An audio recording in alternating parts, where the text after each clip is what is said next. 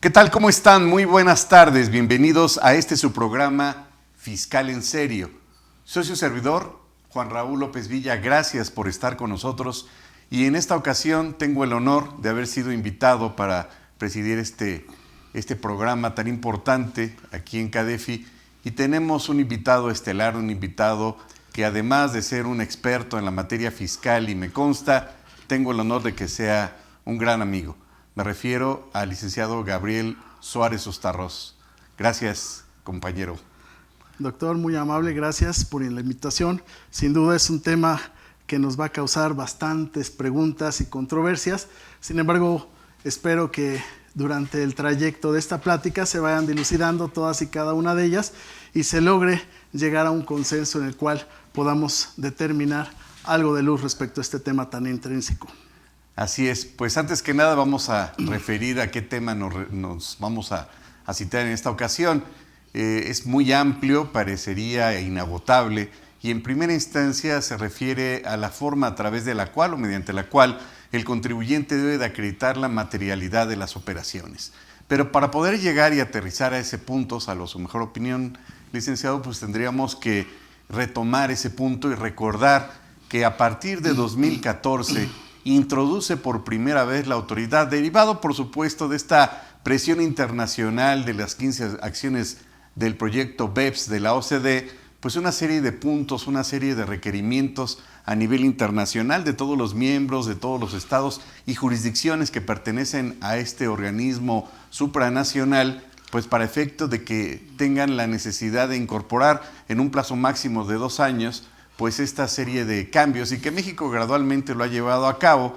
Y en este contexto recordaríamos que precisamente en 2014 es una de las fechas importantes en la historia del derecho fiscal mexicano, porque las reformas que se llevaron a cabo, que se efectuaron, que se implementaron, o quizá, más bien dicho, se tropicalizaron en nuestro país, pues tienen mucha relevancia. Verbigracia, el tema de la implementación del buzón tributario, de la implementación también de la simulación de pérdidas fiscales, pero particularmente llama mucho la atención y poderosamente la atención, y por supuesto va a ser tema el día de hoy con todos ustedes, pues la famosa simulación de operaciones inexistentes que tanto ha dado de qué hablar y que desafortunadamente la Suprema Corte de Justicia pues ha avalado, ha consentido de cierta forma, y a pesar del tiempo que ya lleva esta reforma, pues todavía hay muchos elementos de qué hablar, y precisamente esta reforma, particularmente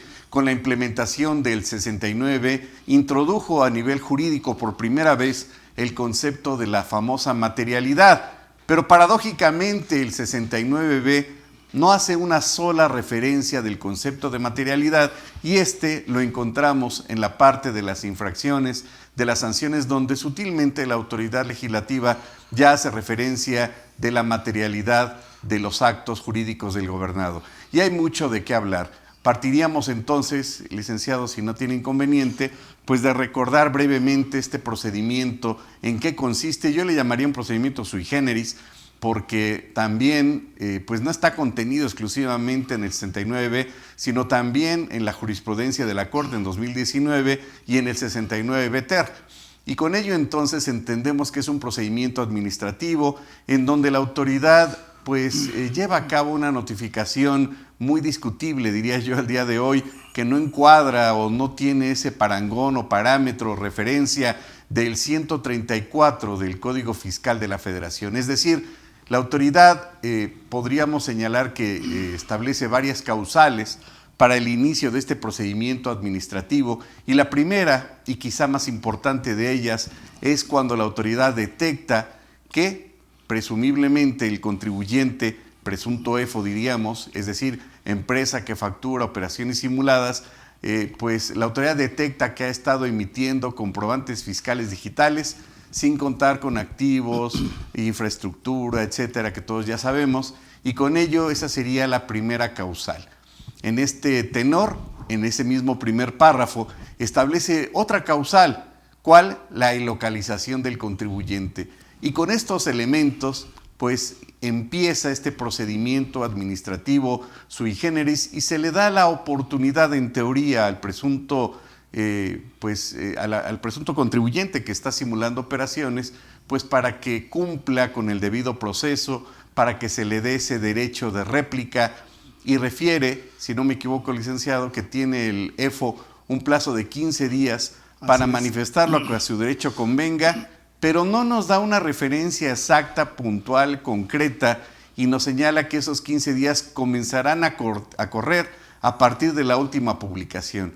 Y considero que desde ahí empezamos mal, empezamos con una regulación un tanto cuanto ambigua por varios elementos que esto implica. Y ahí es efectivamente, que ya vamos a señalar por supuesto, y ahí es donde empieza esta carrera, digamos, para efecto de demostrarle a la autoridad en ese corto plazo de 15 días la famosa materialidad. ¿Cómo podríamos, licenciado Gabriel, poder demostrarle a la autoridad el tema de la materialidad de las operaciones? ¿Cómo no, doctor Raúl? Antes de la plática comentábamos precisamente este tema, la materialidad de las operaciones, y consideramos que no hay un listado, no hay un catálogo de formas de demostrar la materialidad de una operación. Y también platicábamos concretamente en relación a este artículo 69 de cómo había nacido, de cual ya ha señalado alguno de sus orígenes, pero yo también quisiera referirme concretamente a la parte de los llamados o mal llamados factureros. Estas operaciones que en muchas ocasiones se confundía el término, y yo siempre lo criticaba cuando lo oía en el radio, cuando lo oía en la televisión, decía, es que está emitiendo facturas inexistentes.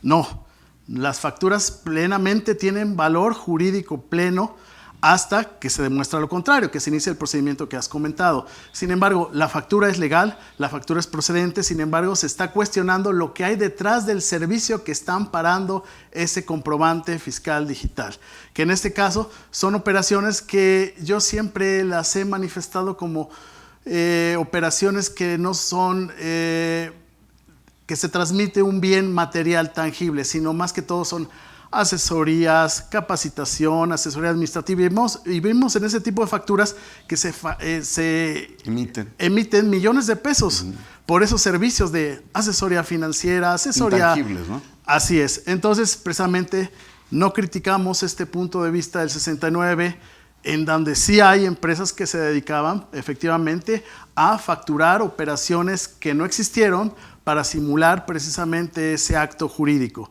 Sin embargo, el cuestionamiento de este mini procedimiento señalado en el artículo 69 también tiene muchos bemoles, como lo ha manifestado, doctor, en el sentido de sus términos, sus publicaciones. Y yo quisiera referirme concretamente a la forma en la cual inicia este procedimiento, que lo señala concretamente, que la autoridad, cuando tenga dudas sobre las operaciones que está realizando alguna empresa, alguna persona moral, va a iniciar este procedimiento precisamente a través de la notificación vía buzón tributario.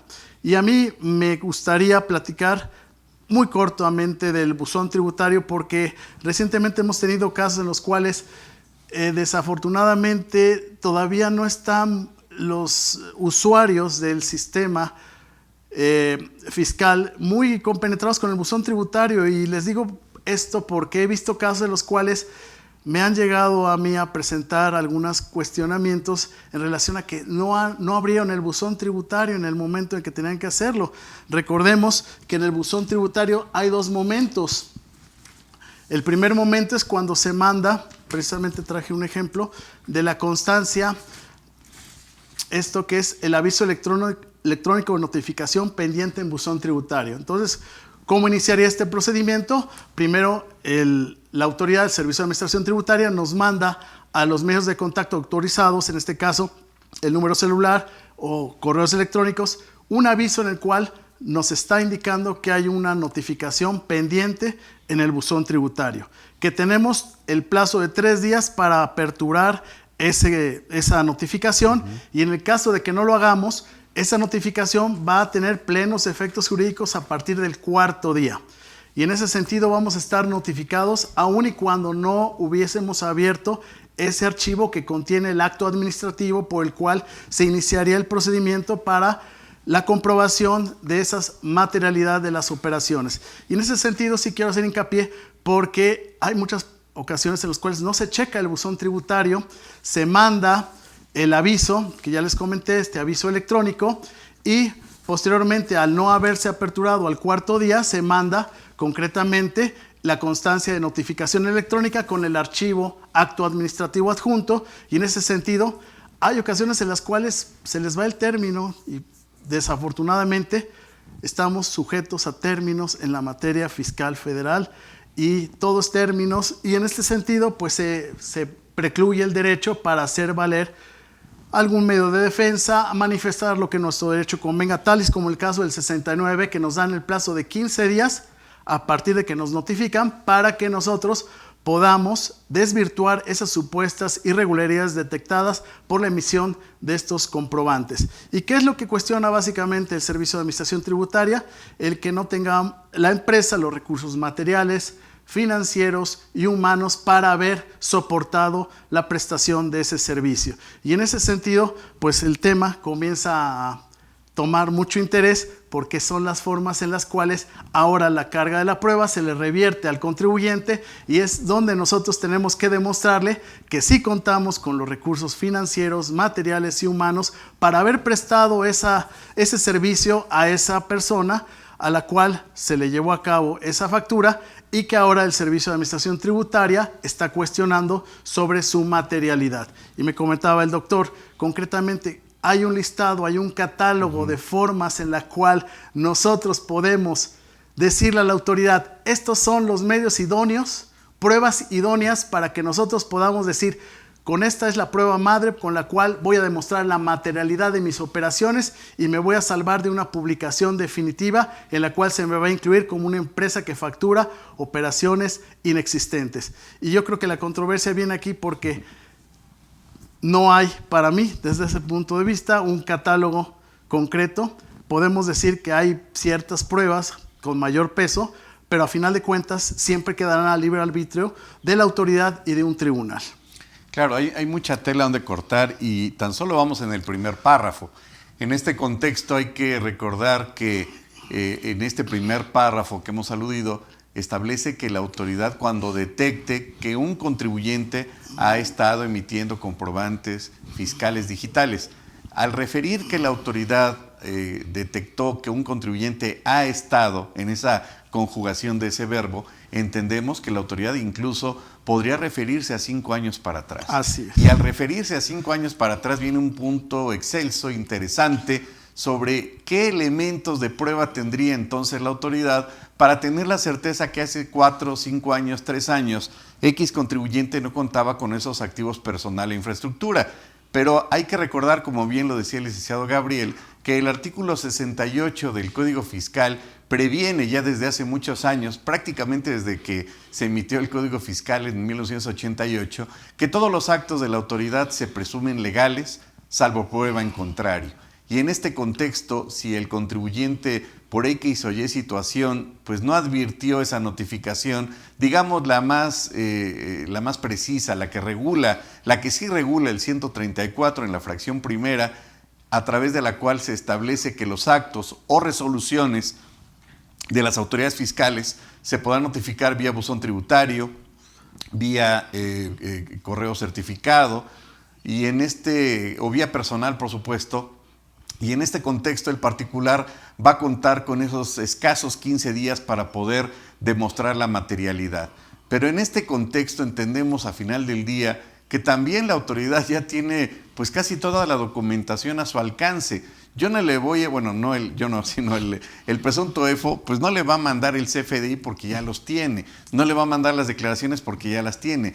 Y en ese sentido, pues todavía rebasaría o va más allá, diríamos, esta regulación, porque a final de cuentas lo que está cuestionando la autoridad propiamente es la existencia del acto jurídico.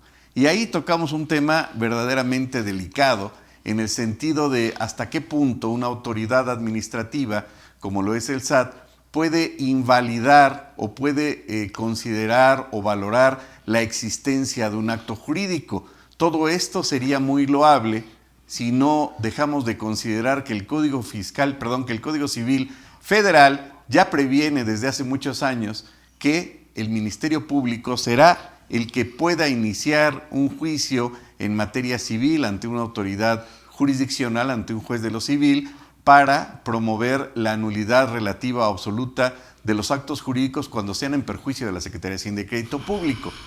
En otras palabras, la determinación de la existencia, o más aún, de la nulidad absoluta o relativa del acto jurídico, pero no queda a cargo de una autoridad administrativa, queda a cargo de un juez en materia civil que resolverá cuando así lo solicite el Ministerio Público. Entonces ya chocamos contra pared en un primer punto sobre el cuestionamiento sobre a quién le corresponde determinar la existencia o inexistencia del acto jurídico. Y si nos vamos más allá, perdón, licenciado, pues entenderíamos que existen desde el primer semestre que lo vemos en la carrera, pues los elementos de validez o de existencia del acto jurídico.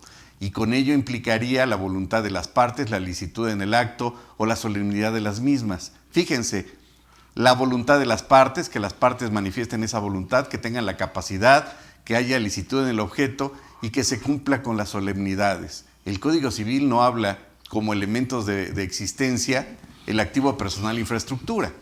Entonces ya hay elementos que parecería que no tienen nada que ver. Quizá a la luz del derecho civil, desde un objetivo o desde una óptica muy jurídica, diríamos de esa manera, pues serían elementos que implican la nulidad relativa, no la existencia del acto jurídico. Y si ahondamos más todavía en ese contexto, recordaríamos que ese primer párrafo que estamos refiriendo ahorita habla de que este presunto EFO no cuenta con activos personal e infraestructura. No señala, no cuenta con activos o no cuenta con personal o no cuenta con infraestructura.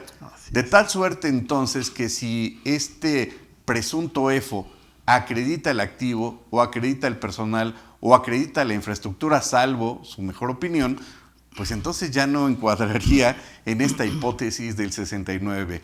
¿Qué opina, licenciado? Yo coincido contigo, doctor, en el sentido de que entramos a una parte muy controversial, que es la prueba. ¿Cómo le vamos a demostrar a la autoridad dentro de este plazo de 15 días que nosotros, como autoridad, como particular que emite esos CFDIs, sí contaban con los recursos financieros, materiales, humanos? Y coincido en los elementos del acto jurídico de validez, y en ese sentido se me ocurre el dolo o la mala fe para viciar un acto jurídico. Y en ese sentido no se habla nada al respecto, sino se cuestiona la materialidad de un acto como tal para lograr su invalidez. Y en ese sentido coincido, pero yo me quiero ir más allá en relación a los criterios jurisprudenciales, en donde desde mi punto de vista se ha blindado la aplicación del artículo 69, como bien lo decías, en relación a la comprobación de aquellos certificados o facturas que fueron emitidos antes de la entrada en vigor de este artículo 69. Y me sorprendió mucho, revisando criterios jurisprudenciales, que no existe o no se viola el principio de retroactividad de la ley cuando se revisan comprobantes que fueron emitidos antes de la entrada en vigor del artículo 69. Y con un criterio totalmente cuestionable desde mi punto de vista, se dice que se pueden revisar todo tipo de comprobantes y no se viola el principio de retroactividad de la ley aun y cuando no había entrado en vigor el artículo 69, que es un criterio bastante cuestionado para mí. Hablamos también de cómo se blindó con criterios jurisprudenciales la aplicación de este 69, del artículo 69, cuando se habla de que no se viola el principio de la garantía al trabajo que todos tienen, porque en este sentido la Corte ha establecido que este procedimiento no limita a este derecho que tienen todos los mexicanos de la libertad laboral. También se ha señalado dentro de los criterios jurisprudenciales que no se viola el derecho de audiencia. ¿Por qué? Porque se está dando 15 días para que seas oído y vencido dentro no de un juicio, sino de un procedimiento administrativo ante la propia autoridad fiscalizadora. Y en ese sentido yo considero que pues ya más armas que se le puede dar a la autoridad para blindar esta aplicación del 69, pues sería un exceso y desde mi punto de vista el contribuyente de buena fe que sí tuvo los recursos financieros, materiales, humanos para expedir y dar este tipo de servicios queda en estado de indefensión. Máxime, doctor, cuando el efecto de que esos comprobantes se llevan a cabo en años muy anteriores, en los cuales la empresa ya no existe y no puede demostrar esa materialidad porque ya no existen los medios para demostrarla, porque ya no está ni siquiera el local, ni siquiera los medios, los recursos que tenía para que en aquel momento hubiese prestado ese servicio. Bueno, yo creo que esto, como dicen en el norte del país, tiene jiribilla. ¿Por qué? Porque recordaríamos que en la misma fecha en que entró en vigor el 69, en 2014, el 1 de enero, también entraba en vigor la fracción tercera del 113, que es la primera vez que se regula propiamente o que se tipifica más bien como un delito la compra-venta de facturas. Y si nos vamos un poquito más atrás, recordaríamos que en la exposición de motivos de este famoso 69, pues la autoridad repite no sé cuántas veces el contexto, la palabra del facturero, como bien referías. Y en ese contexto parecería que el legislador considera, o en ese sistema de creencias que tiene, que el que está causando el perjuicio al fisco es el que emite la factura, cuando realmente son dos partes. Y cuando a final del día, y me adelanto mucho en la película de terror que estamos hablando, pues a final del día el Edo es el que, es decir, la empresa que deduce estas operaciones simuladas, es el que estaría causando el perjuicio al fisco al momento de pretender deducir la factura. Pero si deduce la factura entonces, y si ya le está causando un perjuicio al fisco, pues qué razón de ser tendría el 113 bis, que fue el que entra en vigor en 2020. Además de que con todo esto que hemos señalado, pues deja mucho que desear también la autoridad al respecto. No se ha pronunciado todavía la Corte en varios aspectos. Cuando al presunto EFO lo deja en una situación definitiva, no se ha regulado, incluso la misma Prodecon no se ha pronunciado al respecto, en el sentido de que queda, parecería, valga la expresión, en el limbo, el EFO, y no hay un plazo de 5 años en donde se le dé la oportunidad de que acredite la materialidad o que se le dé alguna oportunidad al respecto, y parecería que queda de infinitum y eso nunca se ha regulado. Por otro lado, las formas a través de las cuales se le notifica al EFO, como ya lo comentábamos en un principio, pues no tienen nada que ver con la fracción primera del 134 o con la fracción tercera del mismo artículo. ¿Qué hay entonces de esa indebida o insuficiente notificación? Puesto que el sistema de notificaciones en materia fiscal en nuestro país lo regula el 134, y la notificación vía diario oficial y la notificación vía página de internet del SAT, pero no existen en el 134. Ahí podría referirse o podría impugnarse en algún momento, quiero pensar, pues la invalidez de esas notificaciones. Por otro lado, también es importante señalar, salvo su mejor opinión de ustedes y del licenciado Gabriel, pues que en este sentido no solamente son dos partes, es decir, el EFO y el EDO. Parecería en primera instancia que sí son los dos involucrados, pero que no hay una tercera empresa que fue la que autorizó la Secretaría de Hacienda, el SAT, para emitir esos comprobantes fiscales, para que cuando uno cumple con todos los requisitos se da de alta y con esas contraseñas contrata a una empresa para que emita una cantidad determinada de facturas cuando se lleven a cabo. ¿Qué no se debería llamar también al procedimiento a este tercero, por dar una idea? Y en este tenor, pues parecería que toda esta carga, parecería que toda esa gravedad gira en torno al EFO, cuando realmente el EDO es el que determina, en su caso, por supuesto, pues la presunta deducibilidad de esas facturas. Y al EDO, por cierto, pues yo le llamo el contribuyente olvidado, porque peor aún, y ya me adelanté mucho a la película, pues este nunca es notificado bajo ninguna de las formas, peor tantito, del 134, es decir, se notifica, se entera por rebote. Pero antes de llegar con el EDO, nada más me gustaría aterrizar, licenciado, el tema de que parece que en algunas ocasiones el contribuyente o el asesor fiscal o el defensor al respecto en este procedimiento se le olvida el segundo párrafo del artículo 5 del Código Fiscal, que establece que se aplicarán pues todas las demás leyes secundarias de aplicación supletoria, y ahí es en donde embona, donde encaja el Código Federal de Procedimientos Civiles en lo concerniente a que podría, salvo su mejor opinión, ofrecerse cualquier tipo de prueba para acreditar la materialidad acorde con el Código Federal de Procedimientos Civiles. ¿Qué opina? Yo estoy de acuerdo contigo, doctor, en el sentido de que el artículo 134 del Código Fiscal de la Federación establece claramente las formas en las cuales se van a notificar los actos administrativos. Y volvemos a la parte de la importancia y lo primordial que es la notificación desde el punto de vista de la autoridad, que va a ser siempre por buzón tributario. Cualquier tipo de acto que sea recurrible nos puede notificar por buzón tributario, y es precisamente como se da la iniciación de este procedimiento. Y coincido también en relación a que Ledo queda en un estado de indefensión desde mi punto de vista, porque a él no se le notifica. Simplemente tendría que estar revisando diariamente el periódico o el diario oficial de la Federación para verificar que la empresa a la cual fue sujeta al procedimiento del 69 queda incluida definitivamente en la lista, y por tanto los comprobantes que expidió esta persona y a las cuales les dio efectos fiscales el Ledo carecen de ese valor, y en ese sentido no podrán ser considerados como deducciones autorizadas.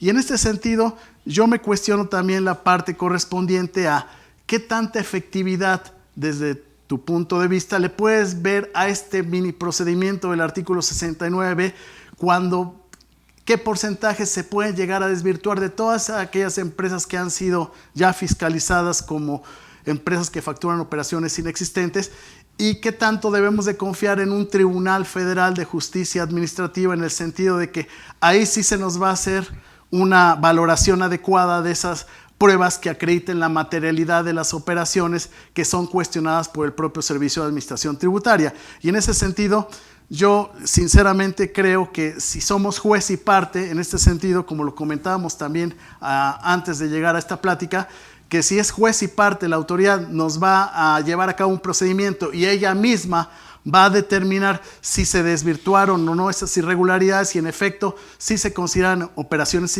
existentes, o qué tanto debemos de decir, pues en este procedimiento no le vamos a tener fe porque sabemos que es juez y parte quien me está determinando esa inclusión definitiva en esa lista, y por tanto a partir de que se nos notifique esa resolución definitiva debemos acudir a un medio de defensa para impugnar esa inclusión definitiva en la lista de empresas, pues en la lista negra. Bueno, es que se puede ver bajo varias aristas.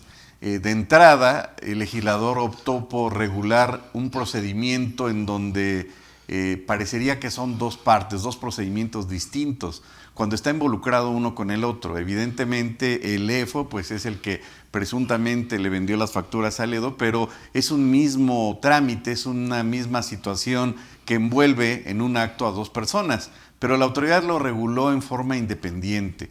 Y como bien señalabas, pues al momento en que la autoridad pretende notificar a Ledo, pues lo notifica de rebote. Este se tiene que enterar por las publicaciones en el diario oficial, por la página del diario oficial o por la página del SAT, perdón. Pero ¿dónde queda entonces el debido proceso? Pues tal vez esté en una hamaca en Acapulco dormido, porque ahí no lo vemos. Y en este contexto, pues tiene todo el derecho el contribuyente de exhibir todas estas pruebas que considere que a su derecho convenga, pero todavía la autoridad agregó en 2020 un elemento interesante, discutible, que va paralelo con la Ley Nacional de Extinción de Dominio y que denominó el tercero colaborador fiscal, tercero chismoso, le llaman en mi rancho, y este buen samaritano que pretende brindarle el apoyo a la autoridad, sea un hacker, sea un delincuente o cualquier persona que por alguna causa indebida o no justificada pues tiene casualmente la información confidencial de la contabilidad del contribuyente, es muy delicado, porque al final del día ahí estamos hablando de otro tipo de prueba, una prueba obtenida en forma ilícita, y entendemos entonces o suponemos que al no exigir la autoridad fiscal,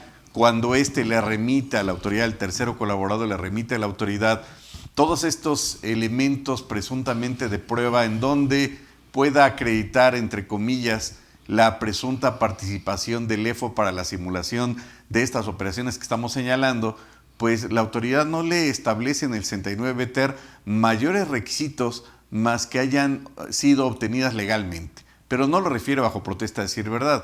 Esto es alarmante, es delicado, porque entonces deja la puerta abierta a que cualquier tercero, no diría hacker, no estoy dando ideas, pero pueda obtener indebidamente esa información y mandársela a la autoridad. Y con ello entonces vemos distintos tipos de escenarios, pero no acaba también en ese punto, en ese rubro, toda esta situación, porque como hemos señalado, parecería que toda la carne en el asador va para el EFO y el EDO como que queda un poco en el olvido. ¿Por qué? Pues porque resulta que el mismo 69B no regula realmente el procedimiento del EDO. Lo regula la regla 1.4 y 1.5, pero existe una pequeña omisión del legislador. ¿Cuál?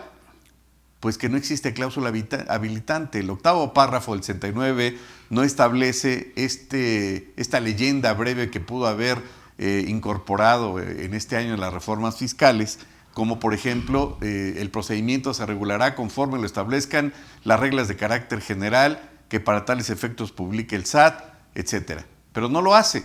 Quiere decir entonces que una regla reglamentaria o una normatividad de regla de carácter general evidentemente no puede ir más allá de lo que establece la ley. Y ahí entendemos claramente que la Suprema Corte de Justicia de la Nación ha emitido sobrada jurisprudencia en el sentido de que una regla de carácter general estaría violentando el principio de supremacía de ley. Y esto es algo verdaderamente aterrador para aquellos que creen que no es necesario que el procedimiento del EDO se regule en la ley, sino se regule en otra norma secundaria.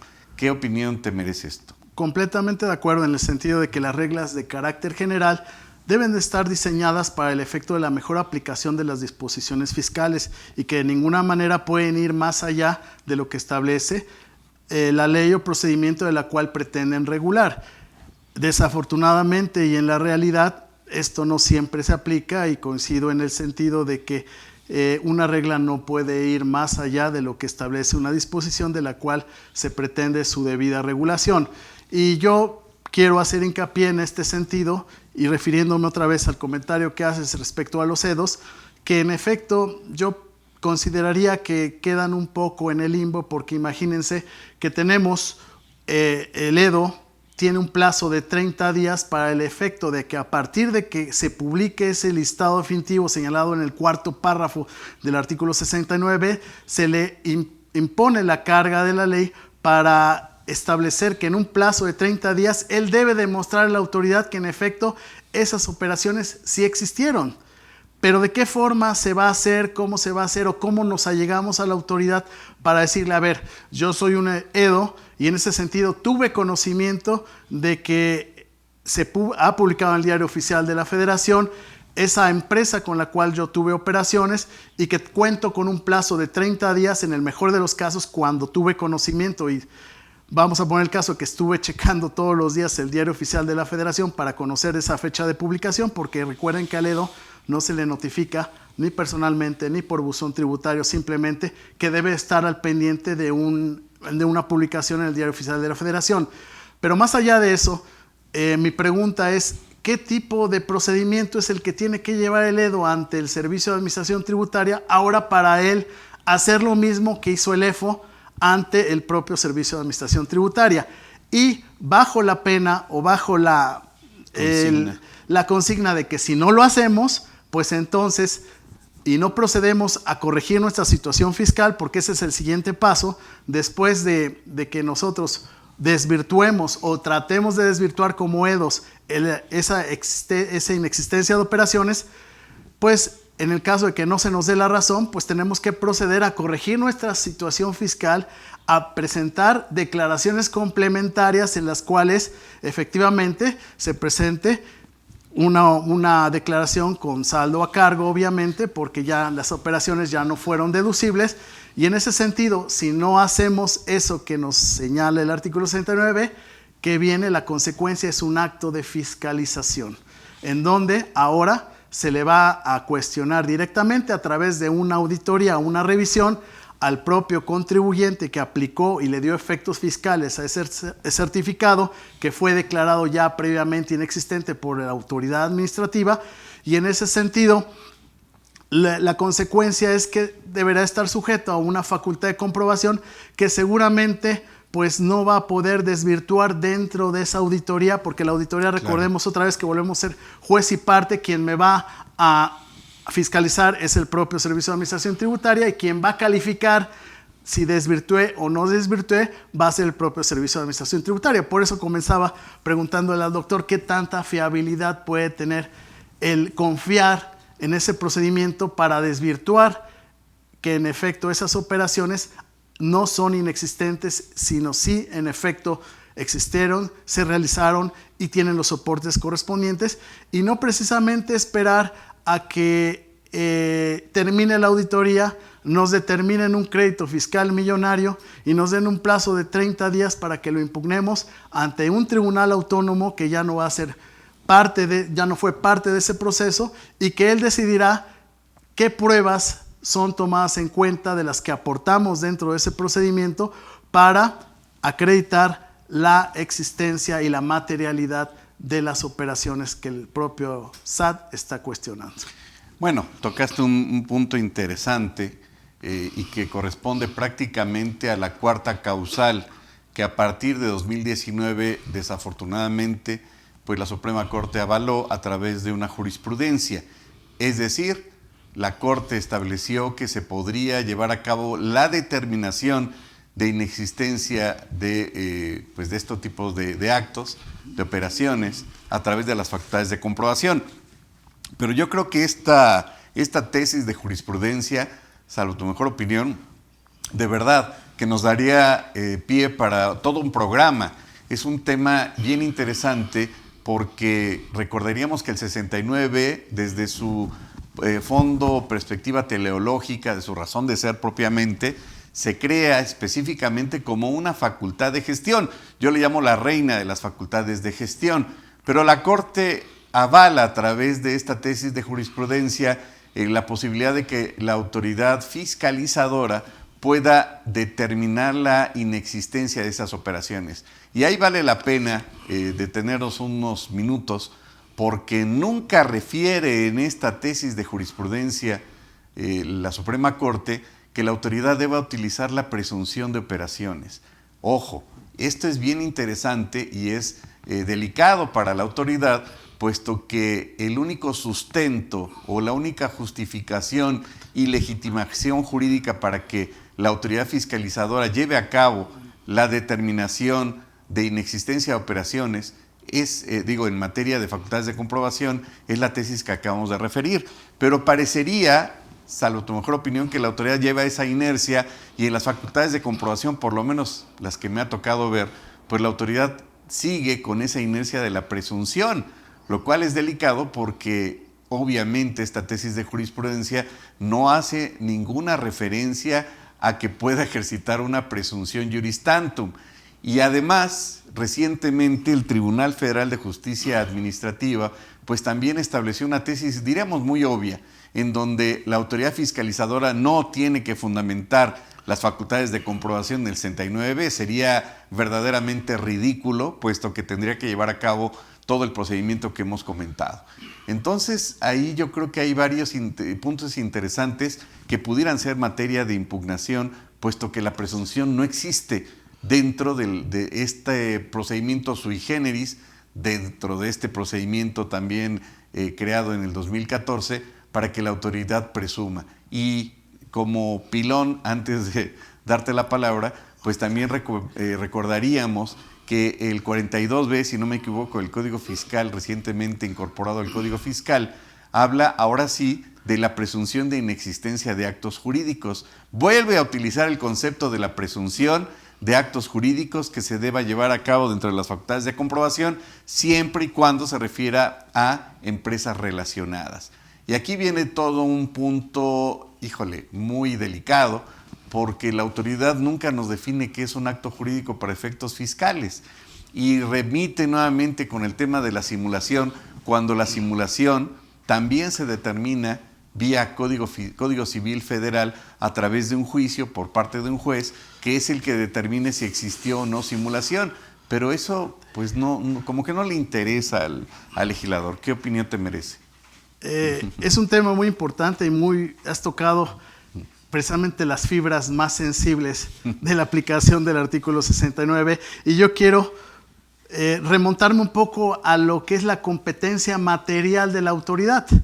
Y yo me quiero cuestionar que el reglamento interior del Servicio de Administración Tributaria en efecto da la competencia para que la autoridad fiscalizadora aplique este procedimiento del artículo 69b, pero no quiere decir que esa competencia, porque el reglamento interior del Servicio de Administración Tributaria le atribuya la aplicación del 69b a la autoridad fiscalizadora, la tenga. Es decir, la competencia material, como tú bien lo dices, se puede llevar a cabo un cuestionamiento de esta, porque no por el hecho de que el artículo 69 esté incluido en un reglamento, la autoridad fiscalizadora tendrá esas facultades.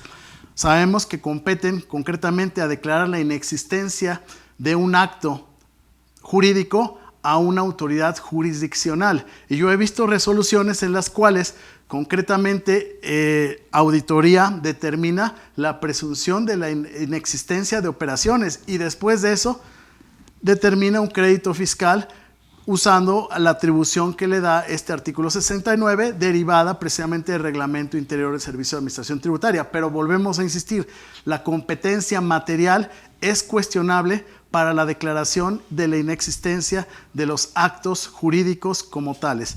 Y desde mi punto de vista, pues esto también es cuestionable, porque concretamente este procedimiento, como lo estamos detallando tan sigilosamente del artículo 69, tiene muchas lagunas desde mi punto de vista, y no precisamente para la autoridad, sino para el EDO concretamente, que coincido contigo en este sentido, que puede ser el que tenga la responsabilidad primaria y la secundaria, el EFO.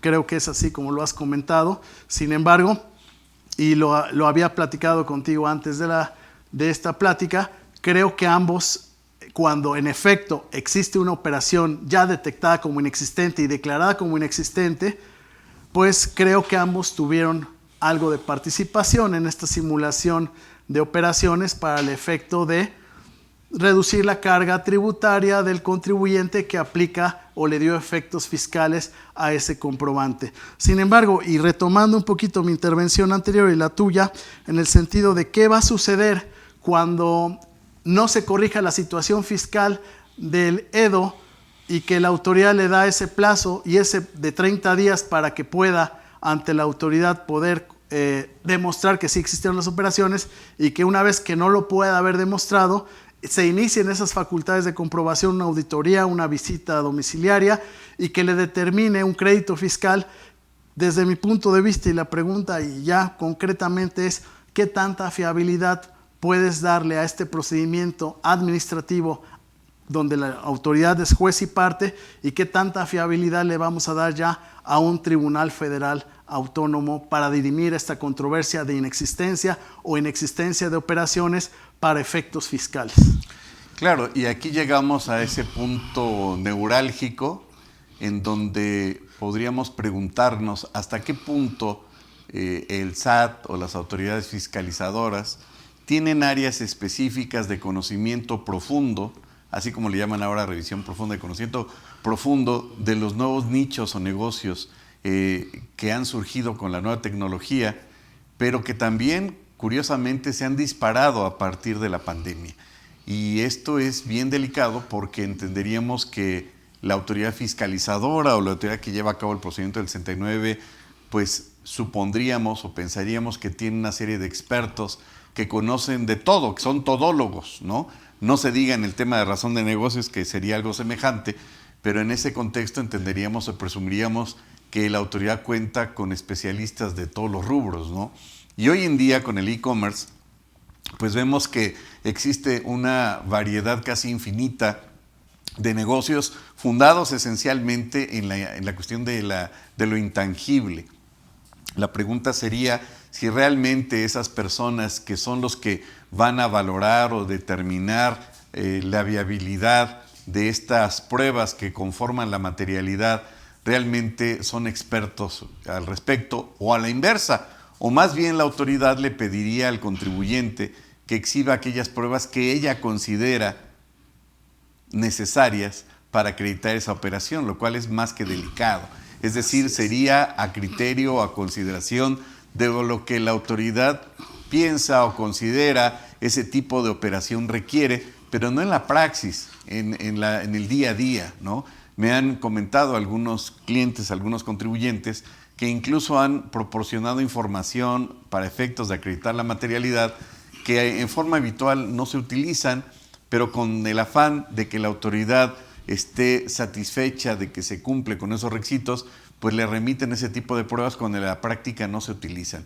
Y con ello caemos en ese terreno pantanoso de quién es el facultado para determinar la exacta valoración de las pruebas. ¿Es el auditor?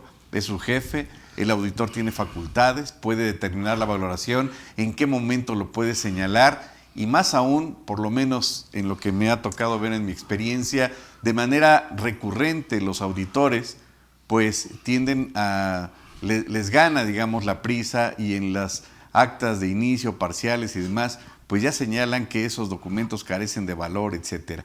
Y finalmente, para darte la palabra, recordaríamos que no acaba en ese, apenas con eso empieza la historia de terror, porque recordaríamos que en 2020 viene una reforma sin precedentes, sin parangón, que reforma 5 leyes para efecto, a final del día, de equiparar al contrabando, a la defraudación fiscal y a la simulación de operaciones inexistentes al delito de delincuencia organizada. Es decir, el presunto EFO y el presunto defraudador fiscal o el presunto contrabandista ya están codeándose con el Chapo Guzmán. Ya están igual que los narcotraficantes, y peor aún, leemos el artículo 19 constitucional y yo no encuentro ningún delito en materia fiscal. Yo no encuentro que refiera al contrabando o a la defraudación fiscal o la simulación fiscal. Es decir, la autoridad encontró esa formulita, valga la expresión, para que a través del Código Nacional de Procedimientos Penales se pudiera equiparar estos 3 delitos a delincuencia organizada. Válgame Dios. Es decir, a través de una ley secundaria equiparan estos 3 delitos fiscales a la delincuencia organizada. Y de paso, por supuesto, recordaríamos que el artículo 19, precisamente en 2019, cuando fue reformado, pues la Corte Interamericana de Derechos Humanos pues alzó la voz y señaló que esa reforma sería inconvencional, como lo señaló en su oportunidad, en el concepto me refiero, el maestro Sergio García Ramírez, al hablar de que cuando se violentan los convenios de derechos humanos, pues inventó una palabra fabulosa que es la inconvencionalidad. De tal suerte entonces que a nivel internacional sí, México ha quedado en ridículo ante la Corte Interamericana al no haber hecho caso, hacer caso omiso de estas referencias de la Corte Interamericana y llevar a cabo esa reforma, el artículo 19, y es decir, al aplicar la prisión preventiva oficiosa, y que tristemente se ha visto un tanto cuanto tímida la Suprema Corte de Justicia en no referir o en no establecer como inconvencional el tema de la prisión preventiva oficiosa, y peor aún, cuando se inicia todo este procedimiento administrativo, dentro de las leyes que fueron en materia de reforma, pues está la Ley de Seguridad Nacional. De tal suerte entonces, fíjense que pues si un tercero se le inicia esa carpeta de investigación, no va a tener acceso a la información, puesto que es reservada, así como el Tren Maya, así como los miembros de Morena, no sé qué tanta información se ha reservado, y con ello pues este presunto indiciado no tiene acceso a un derecho fundamental, que es acceso a la información. Y con ello también pues se le va a aplicar de pilón la Ley Nacional de Extinción de Dominio. Claro, en estos rubros o en estos puntos, pues sería cuando sea superior a 8,5 millones aproximadamente la afectación al fisco. Entonces, veamos cómo todo esto trae pues un efecto dominó, una bola de nieve verdaderamente compleja, y también pues en personas que no tienen nada que ver, que no fueron simuladores, si no tuvieron una buena defensa, pues vean hasta las consecuencias que esto puede traer. Y por último, para dejarlo en la mesa nada más, señalaría un último punto. El Código Fiscal, el 69, pues deja un concepto un tanto cuanto ambiguo, diría yo hasta engañoso, que establece que cuando el contribuyente no acreditó o no desvirtuó esa famosa simulación, estará en una situación definitiva. ¿Y cómo lo interpreta la autoridad para efectos penales? Pues ya está en esa situación, ya le puedo iniciar la carpeta de investigación por el 113 bis. ¿Y dónde quedó el debido proceso? ¿Dónde quedó el artículo 17 de la tutela judicial efectiva de que el contribuyente podría irse al siguiente recurso, a juicio de nulidad, amparo, a revisión? Quiere decir entonces, por lo que hemos entendido y nos ha tocado ver de parte de la autoridad, que aun cuando esté sub iuris en un juicio, ya el Ministerio Público ya le inició una carpeta de investigación por el 113 bis, violentando, considero, el debido proceso y violentando lo dispuesto por este derecho de la tutela judicial efectiva. Has tocado un tema muy importante y sobre todo quiero remontarme a lo que has señalado al principio de tu intervención respecto a la valoración de las pruebas que va a ofrecer el EDO para el efecto de poder acreditar la materialidad de esas operaciones. Y en efecto, estoy totalmente de acuerdo contigo. Hasta hace poco tiempo tú sabes que los visitadores no tenían facultades para valorar las pruebas, documentos, datos o informes que presentaba el contribuyente dentro del proceso de auditoría. Ahora ya existe la reforma al propio Código Fiscal y con eso cae la jurisprudencia que establecía que no tenían facultad los visitadores para valorar los documentos aportados durante el proceso de auditoría. Imagínense si va a estar en manos de los auditores, como tú dices, que no pueden tener una especialidad para acreditar con qué pruebas idóneas se puede demostrar que esas operaciones sí existieron, y ellos simplemente van a calificar de que con esta documental no se acredita la materialidad y se va a ir a una última acta parcial en donde de efecto vamos a volver a ofrecer los documentos que se hayan presentado durante las actas parciales, y en el acta final simplemente se van a reservar el derecho para valorar lo manifestado en la última acta parcial y que se determinará en la resolución definitiva que finalice con un crédito fiscal. Pero aquí yo quiero ser muy puntual en el sentido de decir qué pruebas o qué documentos son los idóneos para demostrar la materialidad de las operaciones. Y desde mi punto de vista y siguiendo los lineamientos que establece la propia Ley Federal del Procedimiento Contencioso Administrativo, todos los documentos pueden ser aportados como medios de prueba, excepto la confesional de la autoridad, pero incluso aquellos que sean ofrecidos en medios electrónicos, páginas electrónicas, correos electrónicos, son o deben de ser valorados por la autoridad. Y yo quiero decirles aquí puntualmente cómo podremos demostrar la materialidad de una operación ante la autoridad. Pues yo les quiero platicar de un caso en el cual tuve, en donde el contribuyente, para demostrar la materialidad de la operación, de las operaciones cuestionadas, llenó una camioneta pick-up con todos unos 2,000 kilos de documentos y los fue a presentar a la autoridad. Es decir, no hay limitante. ¿Qué pueden ser? Videos, catálogos, listas de asistencia, que en efecto se recibió ese servicio, capacitación, asesoría, lo que haya señalado el comprobante. En este sentido, listas de asistencia, manuales que se hayan proporcionado por el prestador de servicio, videos, incluso que la autoridad pues haya demostrado que en efecto esta persona tenía registrados ante el Instituto Mexicano del Seguro Social esos trabajadores. También puede ser una prueba prudente. Y en ese sentido, ¿cuáles desde mi punto de vista son los documentos con los cuales se puede demostrar la materialidad? Pues todos aquellos documentos que son el antecedente de esa operación. Desafortunadamente, cuando se contrata un servicio de buena fe, pues no se llega a ese extremo, ¿verdad? Simplemente, incluso ni siquiera a veces hay contratos y se dice, préstame este servicio, estoy de acuerdo entre precio y cosa, y hay un contrato desde el punto de vista civil. Pero para efectos ya fiscales de la materialidad hay que tener mucho cuidado, y en ese sentido yo creo que nunca hay que pecar de poco. Hay que pecar de excesivos y decir, si podemos pedirle una carta de intención sobre el servicio, pidamos esa carta de intención, cotizaciones,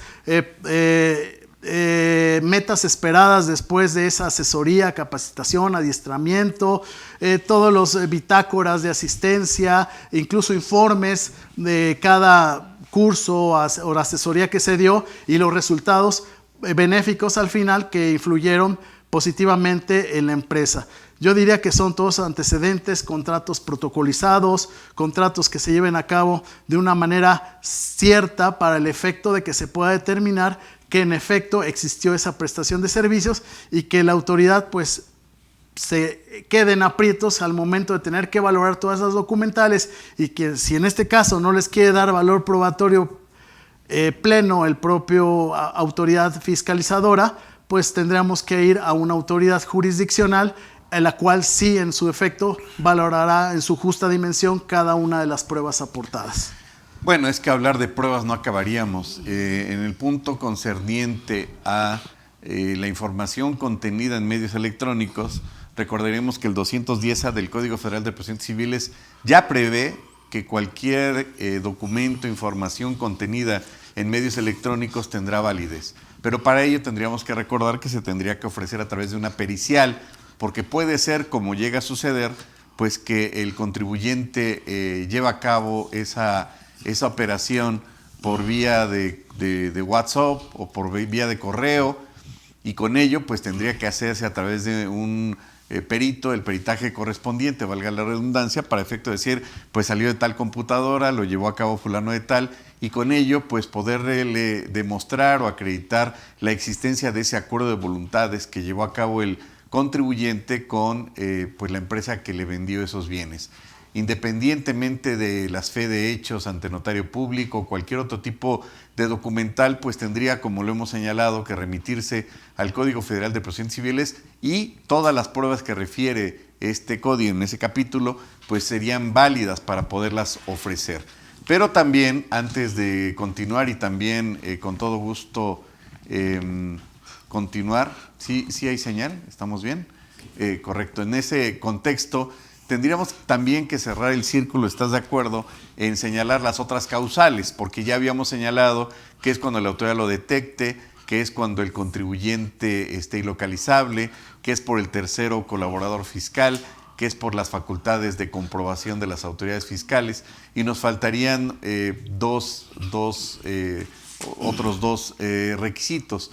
Y en este contexto, pues también recordaríamos que estas últimas dos causales vienen en el último párrafo del artículo 69b, reforma que se pudo haber aprovechado para darle pues mayor certeza jurídica al EDO, no se aprovechó en ese sentido, y se previene que es causal para el inicio del 69b, un escenario que todos ya hemos visto, en donde el contribuyente pues ya tiene restringidos sus sellos digitales, el contribuyente ya se le inició o ya hasta se le acabó el procedimiento del 69b y le pide a un tercero, le pide a su compadre que éste le emita los comprobantes fiscales a nombre de un tercero y ahí le da un dinerito. Pues entendemos que eso desafortunadamente se ha presentado, pero en los últimos renglones del último párrafo del 69b da una variante de esta última causal y establece que cuando un contribuyente le pide a un tercero que le emita en su lugar los comprobantes fiscales digitales, dirían es el mismo supuesto. No, porque señala cuando este último haya emitido el comprobante o haya prestado el servicio o entregado los bienes con activos personal e infraestructura de un tercero. Y es ahí precisamente en donde, por lo menos de mi parte, no acabamos de entender, puesto que el fondo, la razón de ser, la justificación, la legitimación y toda la exposición de motivos de 2014 para justificar la creación de este artículo gira en torno a la inexistencia de activos personal e infraestructura. Pero al final de la película, pues dice mi mamá que siempre sí.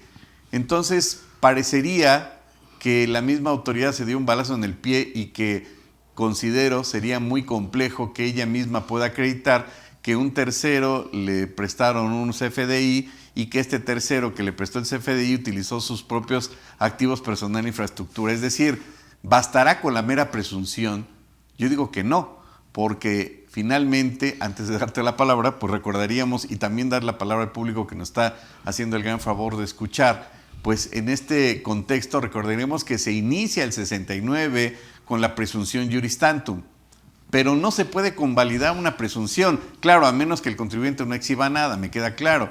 Si el contribuyente exhibió pruebas y trató o intentó desvirtuar el dicho de la autoridad, no basta con la presunción. La autoridad tendría que tener elementos de prueba como lo refiere y lo establece el Código Federal de Procedimientos Civiles, el que afirma está obligado a demostrar.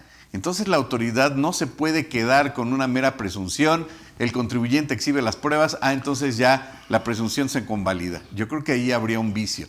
La presunción es para el inicio y para el arranque, valga la expresión, del procedimiento ortodoxo del 69B, pero no puede servir la presunción para todo el procedimiento y más aún, como lo comentábamos hace ratito, en materia de facultades de comprobación, no existe la presunción. La tesis de jurisprudencia emitida en 2019 por la Corte no refiere que la autoridad pueda, en facultades de comprobación para la determinación de operaciones inexistentes, utilizar la presunción. Entonces creo que hay que poner ahí los focos rojos. ¿Qué opinas? En efecto, estoy de acuerdo que hay muchas alarmas que nos hacen llevar a cabo un procedimiento que pueda estar viciado de origen, y viciado no precisamente para la autoridad, sino para la propia persona moral contribuyente enjuiciada, o en este caso cuestionada administrativamente por la autoridad fiscal. Y en ese sentido retomamos el tema y el caso de que hay muchos criterios jurisprudenciales y en efecto todos relacionados a la aplicación debida, la constitucionalidad del artículo 69b y muy pocos relacionados a lo que tú acabas de comentar sobre la presunción de inexistencia de operaciones, y en ese sentido valía la pena conocer, aplicar, interpretar y hacer exigible esta jurisprudencia ante la propia autoridad administrativa, que recordemos que esta no tiene la obligación de observar estos criterios jurisprudenciales, sino le corresponderá únicamente a la autoridad jurisdiccional, pero claro, muchas ocasiones ellos mismos en sus propias resoluciones invocan criterios jurisprudenciales siempre a favor de ellos y en perjuicio del contribuyente. Y en ese sentido, pues si ellos invocan criterios jurisprudenciales que no están obligados a aplicar, nosotros también podemos en la fase administrativa invocar criterios jurisprudenciales a nuestro favor, que en un momento determinado no son obligatorios ni vinculatorios para la autoridad en su determinación definitiva,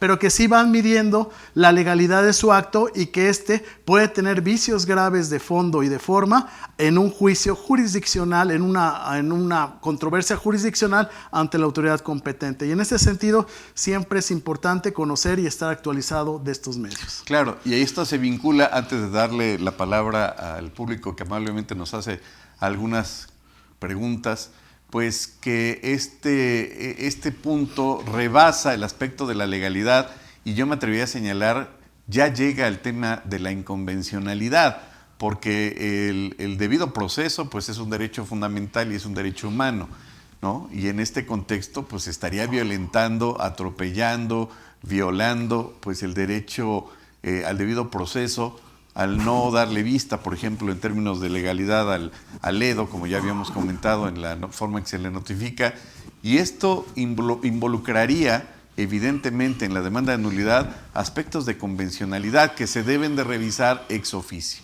Pero bueno, si quieres damos pauta a lo que nos comenta el público en general. Roberto Peralta Velázquez, le agradecemos su amable cortesía de hacernos estas preguntas y dice: doctor Juan Ilic Gabriel, ¿existe ilegalidad en la igualdad de plazos que tiene el contribuyente con respecto a los plazos que la autoridad tiene para poder demostrar cada una de las partes que le corresponde? Bueno, supongo que se refiere al plazo de 30 días que tiene el contribuyente contra la posibilidad que en algún momento la autoridad tenga hasta 5 años para poder reclamar la nulidad. Supongo que se refiere a ese punto. Pues sí, no hay una equidad en ese sentido y la autoridad podría demandar la nulidad de ese acto que le beneficia al contribuyente hasta en un plazo de 5 años. Supondría que se refiere a ese punto, ¿no? Pues no, evidentemente no hay ninguna equidad en ese contexto. Perla Reyes, ¿en qué consiste exactamente el principio de retroactividad? Adelante. Platicábamos de este principio y concretamente la jurisprudencia relacionada a este caso. Bueno, es un mandato constitucional de entrada, ¿no? Así es, y que está dentro de la propia Carta Magna, el principio de retroactividad de la ley. Y concretamente, pues platicábamos de una tesis que establece como tema, señala o rubro, procedimiento relativo a la presunción de inexistencia de operaciones. El artículo 69 del Código Fiscal de la Federación, que lo prevé, no contraviene el principio de irretroactividad de la ley. ¿Qué quiere decir esto? Que en teoría, a partir de la entrada en vigor del artículo 69, en el 2014 no se podían cuestionar operaciones en aquel momento de CFDIs o comprobantes emitidos en el año 2013. Obviamente porque no existía el artículo 69. Esto es una garantía constitucional que tienen todos los ciudadanos. Sin embargo, la Corte ha establecido que no se viola el principio de irretroactividad de la ley en este sentido, y es el criterio que ha establecido la propia aplicación de la Suprema Corte de Justicia de la Nación, y que deben de acatar tribunales jurisdiccionales para su... Sí, concretamente que a nadie se le puede aplicar en forma retroactiva una ley en su perjuicio. La pregunta, ¿se puede aplicar una ley en forma retroactiva en su beneficio? Sí, ¿no? Sí, claro. A eso se refiere, Perla Reyes, este famoso principio de irretroactividad. No se puede aplicar una ley en perjuicio de alguien en forma retroactiva, es decir, hacia atrás, ¿no? Por decirlo de alguna forma. Berenice GC, hola. El SAT tiene 5 años para cobrar el adeudo, por lo tanto, en ese tiempo ya la autoridad no puede exigir cobro al contribuyente con las acciones que señala el Código Fiscal. Sin embargo, la deuda aún está vigente, es decir, el contribuyente tiene que pagar el adeudo para que lo saquen de buró de crédito, debido a que si te vas a juicio peleando la prescripción del crédito fiscal, te vas a tardar tiempo para que te liberen. Es una opinión. Pues bueno, en primera instancia, salvo tu mejor opinión, pues entendemos que no es una situación que se dé tan en automático el tema de la prescripción.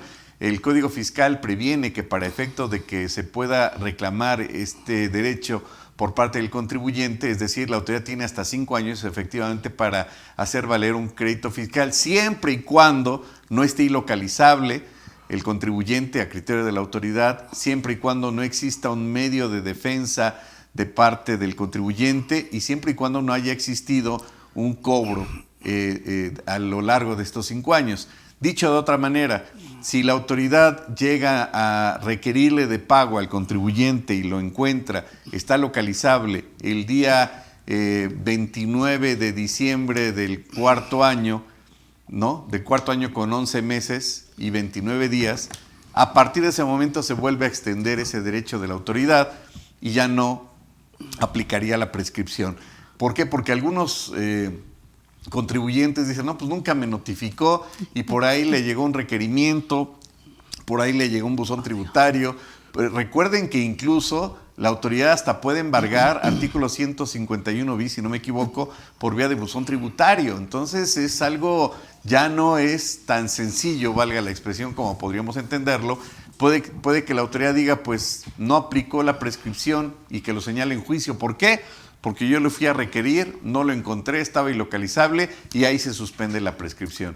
O simplemente fue a cobrarle al contribuyente. Ahí me tocó ver asuntos en donde el contribuyente tenía un crédito fiscal, no tenía mayores bienes más que un local de 5 metros, de 5 por 5, y llegó a la autoridad y se llevó un mueble viejo por ahí. Y uno decía, ¿cómo para qué se va a llevar si lo que debe son millones? Sí, pues para suspender la prescripción. Entonces, evidentemente, pues se tiene que pelear en juicio, pero tiene que tener la certeza el contribuyente de que no se dieron cualquiera de estos elementos que evitarían que se diera la figura de la prescripción. No sé qué opinión tengas. Totalmente de acuerdo, y la pregunta de Berenice es muy profunda, en el sentido de contempla las dos grandes figuras que establece el Código Fiscal de la Federación para que un crédito fiscal se extinga a través de la prescripción, o la autoridad ya pierde el derecho de hacerlo valer. Y a mí me gustaría platicar muy rápidamente el artículo 67 del Código Fiscal de la Federación, que establece que la autoridad, el Servicio de Administración Tributaria, tiene 5 años para iniciar facultades de comprobación al contribuyente. Es decir, son 2 periodos. Uno, para iniciar facultades de comprobación, se llama caducidad de facultades, que su término se establece en el 67 del Código Fiscal, que es de 5 años, y otro es el artículo 146 del Código Fiscal de la Federación, que es la prescripción. Una vez que la autoridad ya ejerció facultades de comprobación, determinó un crédito fiscal, se encuentra firme por haber sido impugnado y no se logró desvirtuar su validez. En este sentido, la autoridad tiene un plazo de 5 años para cobrar ese crédito fiscal exigible firme. Y en ese sentido, si no lo hace en ese plazo, pierde el derecho no de determinar el crédito, porque el crédito ya está determinado, sino de cobrar ese crédito. Entonces son 2 etapas que muy bien se preguntan en este cuestionamiento. Uno para determinar facultades, iniciar facultades, y otro para cobrar un crédito fiscal una vez iniciadas las facultades de comprobación. Correcto. Y la autoridad puede suspender este plazo hasta en tanto localiza al contribuyente. Y ahí no aplica obviamente la prescripción, no es nada más que se suspende el plazo. Claro. Entonces tendría que tener la certeza del contribuyente de que esté localizable. Así es. Roberto Peralta Velázquez, doctor Juan Ilic Gabriel, las instituciones gubernamentales que son el mayor cliente de los EFOS, respecto a esto, ¿la autoridad está actuando? No entendí bien la pregunta. ¿Y se podría denunciar a los funcionarios de estas instituciones que solicitan esas facturas que amparan operaciones inexistentes? Bueno, ahí ya es todo un tema. A estas instituciones les aplica demostrar también la materialidad. Bueno, hay que recordar, el licenciado Roberto Peralta, que en la exposición de motivos para la justificación de la creación del 69 de 2000, que entraron en vigor en 2014, y esta exposición obviamente fue en diciembre de 2013, pues dan un dato muy delicado los señores legisladores, porque dicen que el 70% de las operaciones simuladas han sido efectuadas por el Estado. En este contexto no es ni el Estado o algunos funcionarios del Estado ni el contribuyente, son unas blancas palomitas, y nos queda claro que esa época de los moches 72, 73 parece que como que regresamos al túnel del tiempo, y ahora resulta que los liquidadores, igual que en 1973, ya son responsables solidarios. Claro. Háganme el favor. Y en ese contexto, bueno, pues sí, si el funcionario está ahí pidiendo su moche o está pidiendo que caigan en esta situación, pues hay que recordar, el licenciado Roberto Peralta, que el 113 bis ya contempla como un agravante el hecho de que si un funcionario público incurre en esa situación, pues ya está dentro del tipo penal del 113 bis, pero peor aún, si el proveedor de esos servicios, por más que tenga un manual de cumplimiento ético y demás, pues cae en las garras de este funcionario y cumple con esas condicionantes, pues también estaría incurriendo como delincuente, estaría incurriendo en ese delito. Entonces sí es delicado. Si lo están chantajeando en ese sentido, por supuesto que tendría todo el derecho del mundo para denunciar al funcionario público de este tipo de situaciones con los medios de prueba correspondientes e iniciar la carpeta de investigación. Pero si no lo denunciara, no tuviera pruebas, pues sería cómplice. Estoy de acuerdo, y para complementar la respuesta del doctor, yo digo que en efecto anímense a hacer esas denuncias públicas o anónimas. Hay buzones dentro de las administraciones del Servicio de Administración Tributaria en donde se puede presentar esas quejas, denuncias, acusaciones anónimas, o pueden presentarse con nombre y apellido, y en ese sentido aplica para todos. Muy bien, nos vuelve a hacer otra pregunta el señor Roberto Peralta Velázquez. Mi otra pregunta: en un momento dado, yo como Edo sea fiscalizado por el SAT y llevé a cabo todas las acciones previstas y aplicables a mi conducta, y al verme acorralado ante el actuar de la autoridad, en algún momento dado, ¿puedo denunciar y evidenciar a funcionarios de gobierno que solicitan los moches y mi actuar sería legal? Claro que sería legal. Es decir, si usted o algún empleado suyo incurre en caer en esa seducción de parte de la autoridad o en esa situación, pues ya sería cómplice, y ahí ya no podría decir, bueno, es que yo no estuve de acuerdo, es que me condicionó, porque ya efectuó el acto. Pero si antes de que se consumen esos actos usted lleva a cabo la denuncia y evidencia a los funcionarios, pues tendría esos elementos a su favor que pues muy probablemente no dejarían de ser cuestionables en algún momento. Y recordaría, señor Roberto Peralta, que está la figura de este tercero que hemos comentado, que es el tercero colaborador fiscal, que diga, pues en esa empresa pues se hacen moches y se simulan. Entonces hay muchos elementos también en contra, pero por supuesto yo diría que su deber moral y legal es denunciar y evidenciar la forma en que desafortunadamente trabajan los funcionarios. Y no me atrevería a señalar partidos porque desafortunadamente son morados, verdes, amarillos, de chile, de dulce y de manteca. Todos están en esa misma situación. Recordaríamos que, como dijera por ahí algún filósofo, un buen político es un buen mentiroso. Y en México tenemos muy buenos mentirosos. Adelante. Totalmente de acuerdo, que se proceda en consecuencia y tratar de evitar en la mayor parte estas conductas, no caer en ese tipo de juegos, de chantajes, de presiones, porque desafortunadamente aquí lo que veo en la pregunta, si la podemos regresar un poquito, ahí está ya, es Edo usted y en ese sentido aplicó efectos fiscales a un comprobante que fue cuestionado por la autoridad fiscal y ahora el problema pues lo tiene usted y en este sentido la pregunta es válida en el sentido de que, bueno, en efecto, tal vez fui coercionado a aplicar este tipo de operaciones, pero ¿qué consecuencia jurídica tendría mi denuncia cuando yo también estuve o fui parte de este proceso? Lo consintió. Muy bien, el siguiente punto que también lo lleva a cabo, pues ya es cliente frecuente, muy bien, don Roberto Peralta. El acto de presunción con el que atribuye actos o conductas al contribuyente la autoridad es legal. ¿Se puede impugnar o hacer algo a favor del contribuyente para que la autoridad no nos juzgue presuntivamente y se obligue a estar segura su actuar? Es decir, el acto de presunción con el que atribuye actos o conductas es legal. Sí, aquí hay un punto, don Roberto Peralta. Desafortunadamente la autoridad ha tomado como regla y le ha funcionado, porque también esa presunción, si no me equivoco, la tiene en la simulación de pérdidas fiscales. La presunción es una figura del derecho romano, heredada por los españoles, traída a nuestro país, y que finalmente es una figura del derecho civil. Y hay dos tipos de presunciones, presunción juris tantum y presunción jure de jure.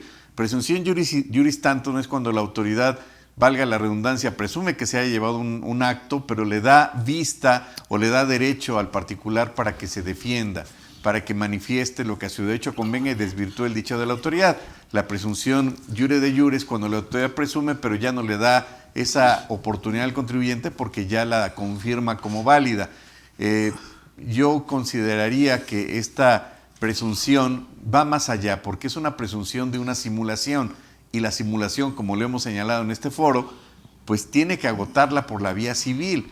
Para que exista plenamente la figura jurídica de la simulación, debió haberla iniciado el Ministerio Público ante un juez de primera instancia en un juicio civil, pero eso se salta a las trancas la autoridad, eso no le hace caso. Ahí pues, tendríamos una inconsistencia legal. ¿Se puede impugnar o hacer algo a favor del contribuyente para que la autoridad no nos juzgue presuntivamente? Bueno, pues esta presunción, como ya lo hemos comentado, solamente se utilizaría al principio del 69, no en todo el procedimiento, y como lo hemos comentado, si deriva de facultades de comprobación para determinar la inexistencia de operaciones, ¿qué cree don Roberto Peralta? No existe la presunción. Si la autoridad quiere o determina la inexistencia de operaciones vía facultades de comprobación, la jurisprudencia que hemos señalado en este foro no le faculta a la autoridad a utilizar la presunción, la figura de la presunción. No sé si quieras comentar esto. Completamente de acuerdo. Sin comentario. Y bueno, pues ya el señor Roberto Peralta pues nos hace llegar otra pregunta y se lo agradecemos muchísimo. Mi estimado Gabriel, la autoridad tiene un llenadero o un límite para pruebas que se presentan para demostrar la materialidad y que nos da la razón, supongo que es la pregunta. Bueno, esta va para ti, así que tú eres el indicado. Muchas gracias. Lo comentaba el doctor Raúl, en su momento no hay un límite para el ofrecimiento de pruebas. A veces nosotros decimos, bueno, es que si presento el camión de pruebas como yo lo había puesto en mi ejemplo en la intervención que tuve, la autoridad no me los va a recibir porque son 20,000 hojas o 10,000 hojas de pruebas. La autoridad está obligada a recibir toda clase de pruebas siempre y cuando no sean contrarias a la moral y al derecho. Y en ese sentido, entramos en el ámbito de la valoración. Ofrezcan todas las pruebas que ustedes estimen pertinentes para demostrar la materialidad. Yo le había comentado, si se trató de asesorías, cursos, conferencias o asesorías administrativas, capacitación. A mí me ha tocado casos en los cuales el contribuyente lleva todos los manuales que se les proporcionaron a los trabajadores para ser capacitados, las pruebas, los exámenes, las bitácoras de los cursos, la lista de asistencia, los comentarios, incluso videos que se tomaron durante el curso, resultados de esas capacitaciones, asesorías o adiestramientos que se llevaron. Y en efecto, ofrezcan todas las pruebas. No hay un límite, no hay una restricción para el ofrecimiento de pruebas. Y aquí yo quisiera comentarle en relación a su pregunta que estas pruebas deben de ser valoradas, y platicábamos de los visitadores que ya tienen esa facultad, los visitadores para llevar a cabo la valoración, y esa valoración concretamente tómela en cuenta y está prevista en el artículo 46, fracción cuarta, tercer párrafo del Código Fiscal de la Federación, el cual yo me quiero remitir en una parte muy específica que es algo muy, muy delicado para el propio EDO y para el propio EFO en este sentido. ¿Por qué? Porque dice que la valoración comprenderá la idoneidad y el alcance de los documentos. Fíjense qué grave es esto. La valoración comprenderá la idoneidad. ¿Qué es una prueba idónea? Aquella que es exactamente adecuada para demostrar los hechos o circunstancias que nosotros pretendemos acreditarle ante la autoridad. Si esa idoneidad la vamos a dejar en las manos de un visitador que sabe todo, menos en este sentido ser un experto, porque en muchas ocasiones no tienen ni licenciatura, no tienen una carrera profesional orientada a precisamente lo que están haciendo. Bien es cierto, algunos son contadores que podrían ser o dar el perfil para calificar de idoneidad esas pruebas. También es cierto que no cuentan con una técnica, no cuentan con una capacitación o adiestramiento para el efecto de decir esta prueba es idónea, esta no es idónea, por lo cual quedará su libre arbitrio decir cuáles sí y cuáles no. Por eso yo les decía, defenderse en esta etapa administrativa es muy difícil. Tal vez lo que tenemos que hacer es aportar todas esas pruebas, y aunque sean desvirtuadas o demeritadas por la propia autoridad administrativa, nos van a servir de base en el expediente administrativo para cuando nosotros vayamos a un juicio ante una autoridad jurisdiccional y ella sí les dé su justa apreciación dentro de su valor probatorio correspondiente.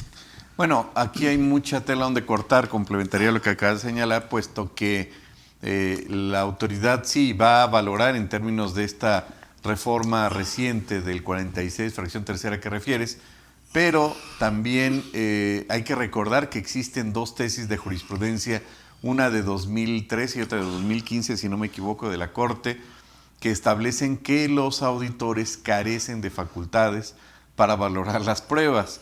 Y también hay una reciente, como de 2019-2020, del Tribunal Federal de Justicia Administrativa, que establece que si el auditor valora las pruebas antes de la última acta parcial, pues lo dice de una forma muy sencillita, será para efectos.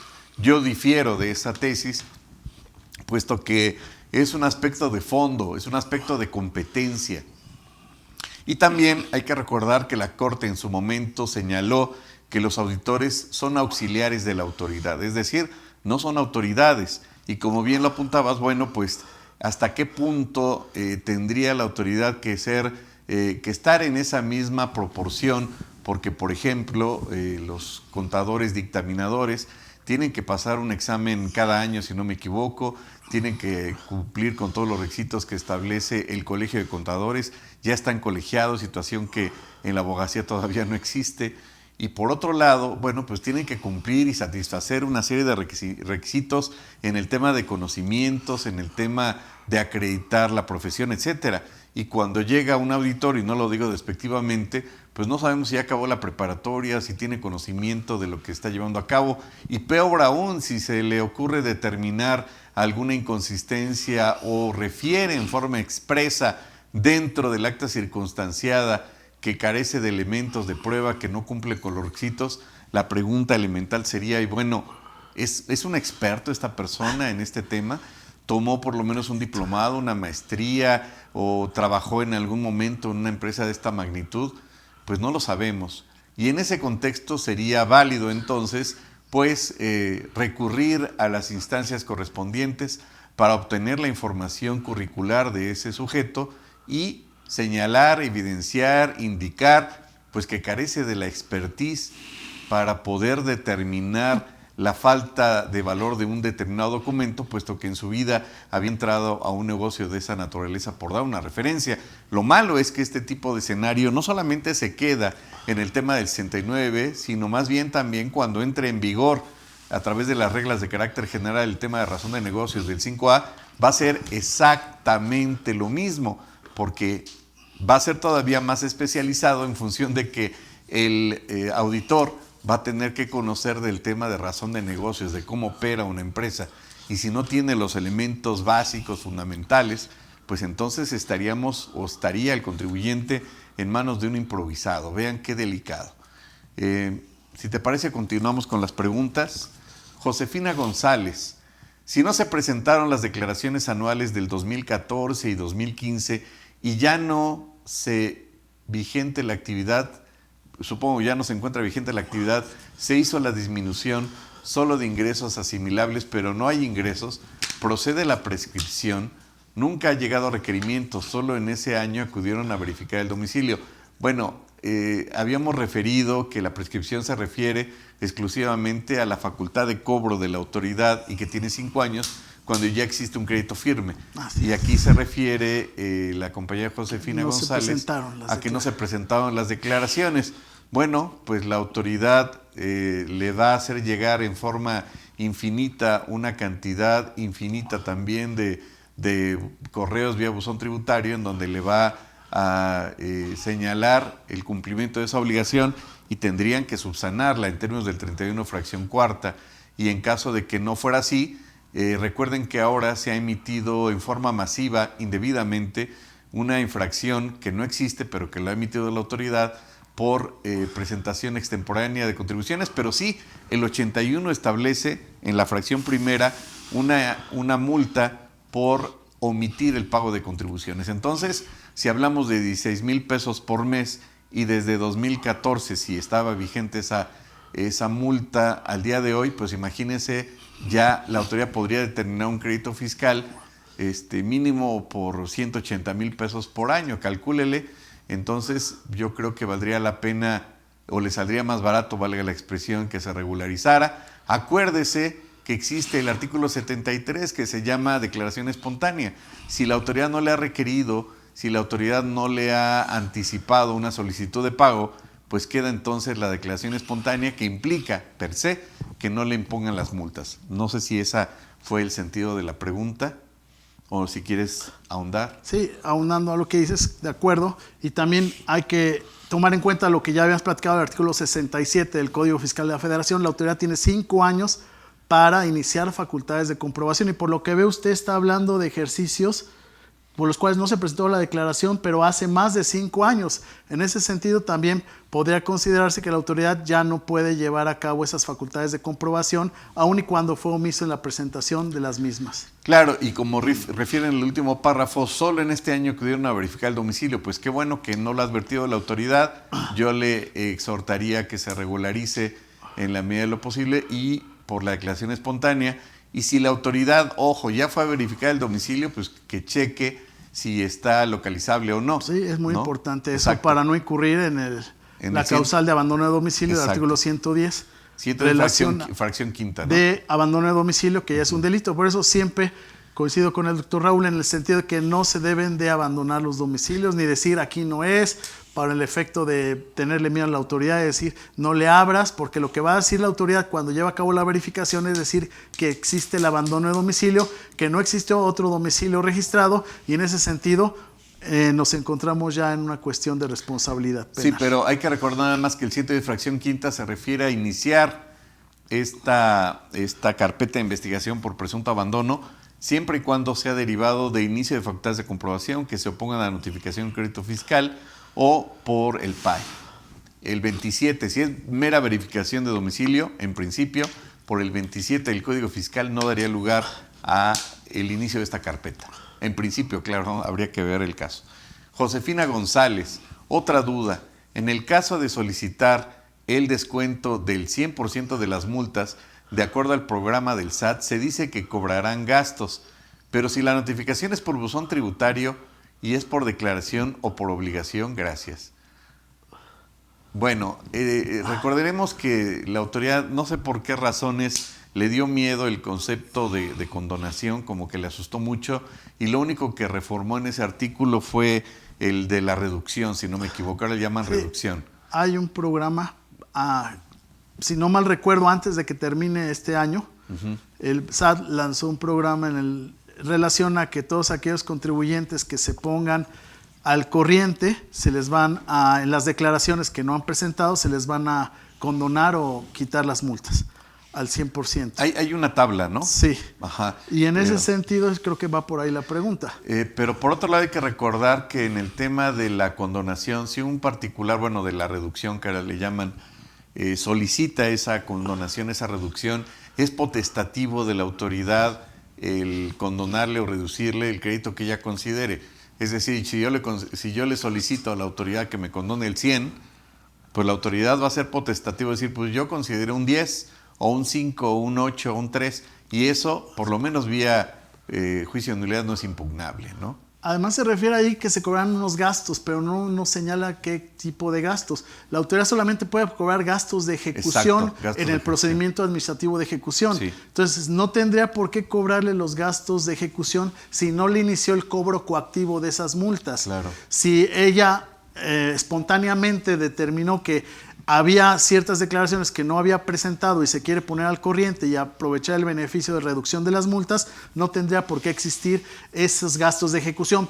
Pero si se inició el procedimiento de cobro y en efecto se quiera adoptar, acogerse al programa de reducción de las multas, sí procedería el cobro de los gastos de ejecución porque se inició el procedimiento administrativo de ejecución y después se acoge o se trata de acoger a esta reducción de multas. Exacto. Bueno, pues nos iríamos a otra pregunta. No sé si hay alguna otra pregunta del público.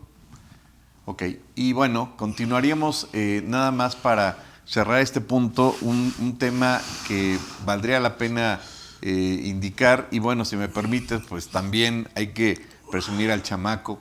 Y aquí les ponemos a sus órdenes una obra de su servidor que amablemente Thomson Reuters nos publicó este año, y que se intitula Inconsistencias legales de la reforma penal fiscal. Y en este libro pues decimos todo lo que se tenía que decir y se dijo en torno a lo que hemos considerado como una serie de inconsistencias que el legislador ya ha llevado a cabo y que parecería en algún momento como que vuelve un tanto cuanto inviable la aplicación del famoso 113 bis con todo y la reforma que se publicó precisamente en 2020. Y que con ello, pues, como hemos comentado con antelación, pretende equiparar el contrabando, la defraudación fiscal y la simulación de operaciones inexistentes a la delincuencia organizada. Esto es verdaderamente delicado. Y con ello, siempre y cuando que en estos dos últimos delitos, defraudación fiscal y simulación de operaciones inexistentes, el presunto perjuicio sea de 8,5 millones aproximadamente. Y se preguntarían, ¿y en el contrabando? Pues no, en el contrabando no refiere una cantidad determinada, incluso un poco sarcásticamente los legisladores en la exposición de motivos señalan que a partir de $1. Pero en este contexto es muy delicado porque también vendría la pregunta, bueno, ¿es por ejercicio fiscal o es del total del ejercicio de los ejercicios que fueron revisados? Bueno, pues en esto no lo especifica la autoridad y entendemos que podría ser acumulativo por cada ejercicio que fuera materia de la revisión hasta llegar a los 8,5 millones.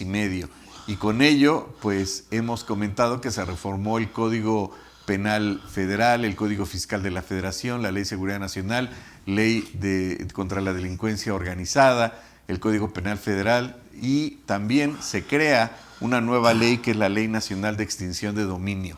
Y esta Ley Nacional de Extinción de Dominio pues se va a aplicar precisamente a los delitos que se encuentran contenidos en el artículo 19 constitucional, y que aunque el contrabando, la defraudación fiscal y la simulación de operaciones inexistentes no están contenidos en este artículo 19, pues al equipararlos el Código Nacional de Procedimientos Penales, pues se les va a aplicar todos estos puntos que hemos señalado. Y esto es verdaderamente complejo porque pues deja en una situación de indefensión al contribuyente.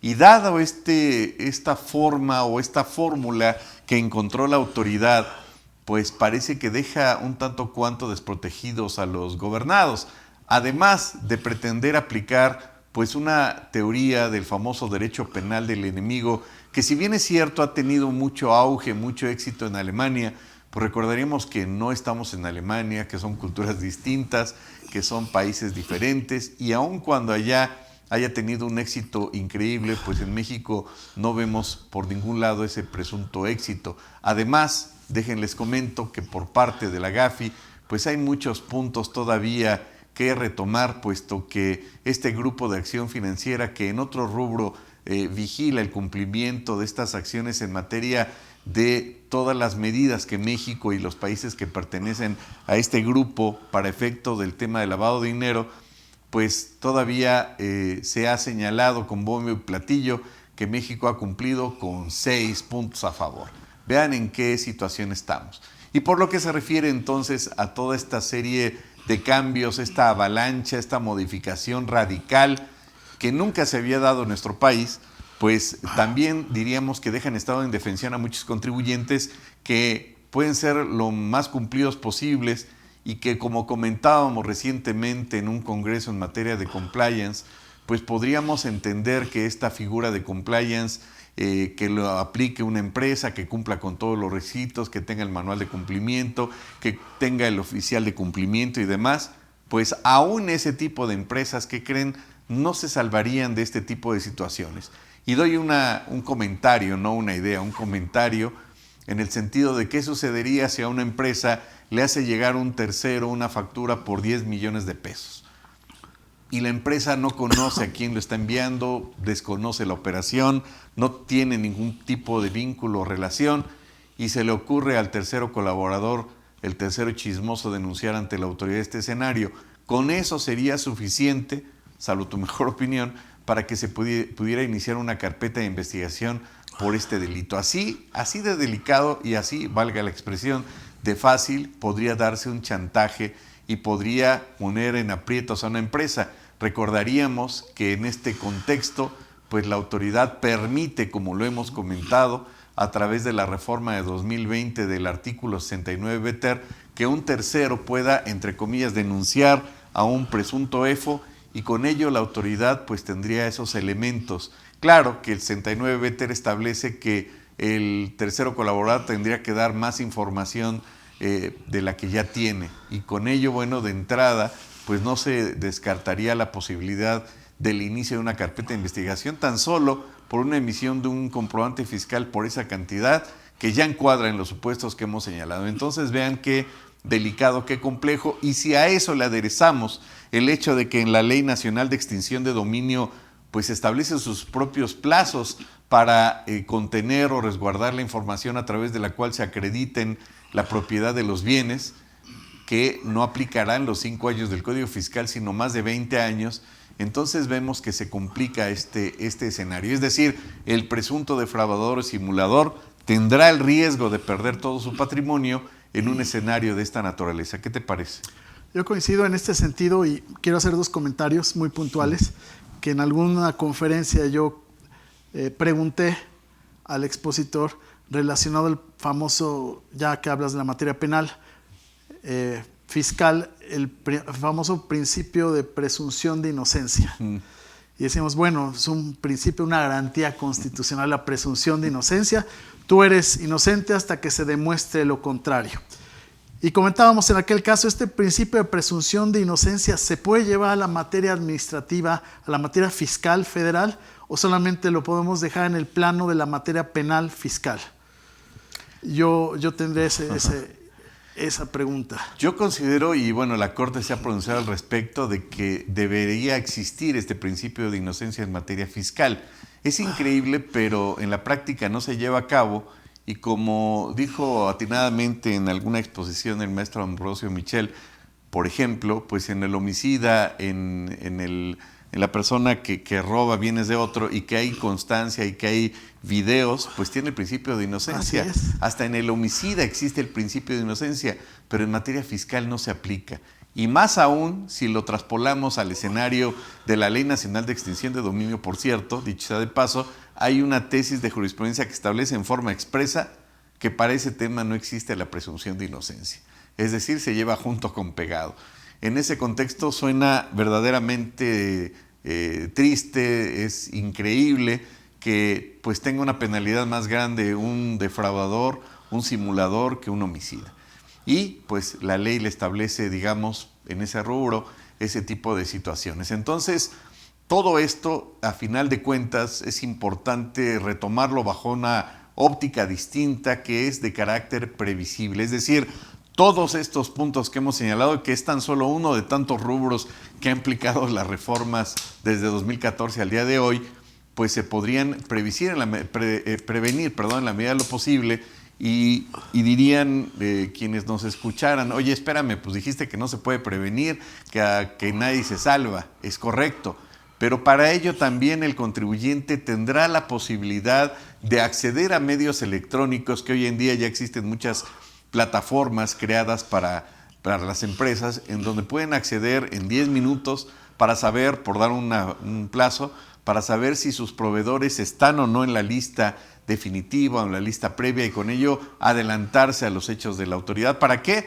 Pues para regularizarse. Puede ser que un tercero, yo lo contraté hace 4 años y resulta que a la luz de la autoridad está ilocalizable, y dirían, ¿y yo qué culpa tengo? Bueno, pues por el hecho de estar ilocalizable, la autoridad ya le inició un 69B, ¿y yo qué tengo que ver?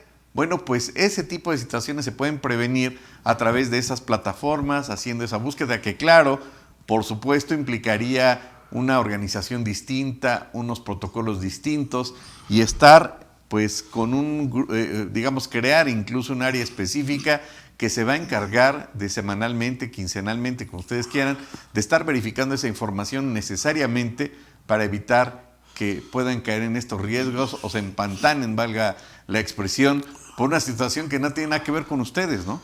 Claro, y hablando muy oportunamente de la materia penal fiscal en este sentido, y retomando el tema, me sale el comentario, la duda, el cuestionamiento relacionado a qué delito cometería aquella persona que expide el comprobante fiscal y se determina como una operación inexistente, y qué delito comete aquella persona que da efectos fiscales a ese comprobante una vez que fue declarado como inexistente. Yo por ahí alguna vez platicaba con un juez de lo penal, y hablando del antiguo Código de Procedimientos, hablábamos de los autos de formal prisión, en donde quedaba uno sujeto a un proceso jurisdiccional para determinar la inocencia o la culpabilidad de una persona procesada. Y en este caso, ahora con el nuevo Código Nacional de Procedimientos Penales, se habla de un auto de vinculación a proceso. Ese auto de vinculación a proceso, comparado con el auto de formal prisión, los jueces lo determinan para iniciar precisamente un procedimiento para determinar la inocencia o la culpabilidad. Y recordaba que algún juez me decía, en relación a esto, una anécdota, que un auto de formal prisión o un auto de vinculación de proceso a nadie se le niega, ¿verdad? Siempre se va a dictar cuando hay elementos que acrediten el cuerpo del delito y la probable responsabilidad.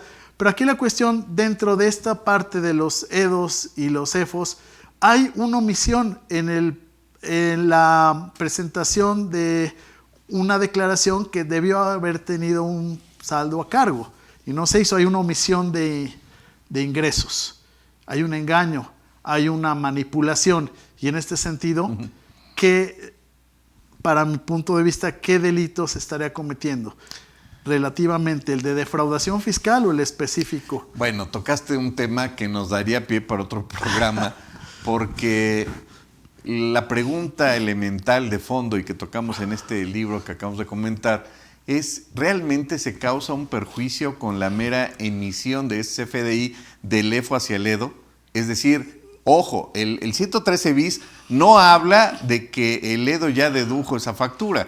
Simplemente es el acto, y bueno, ahí vendría también otro punto también interesante al equipararlo a delincuencia organizada, pero en primera instancia esa conducta de emitir un comprobante fiscal digital para con otra persona ya causa un perjuicio al fisco. ¿Cuál es el perjuicio que se le causa? El perjuicio que se le causa es de 0.0 pesos.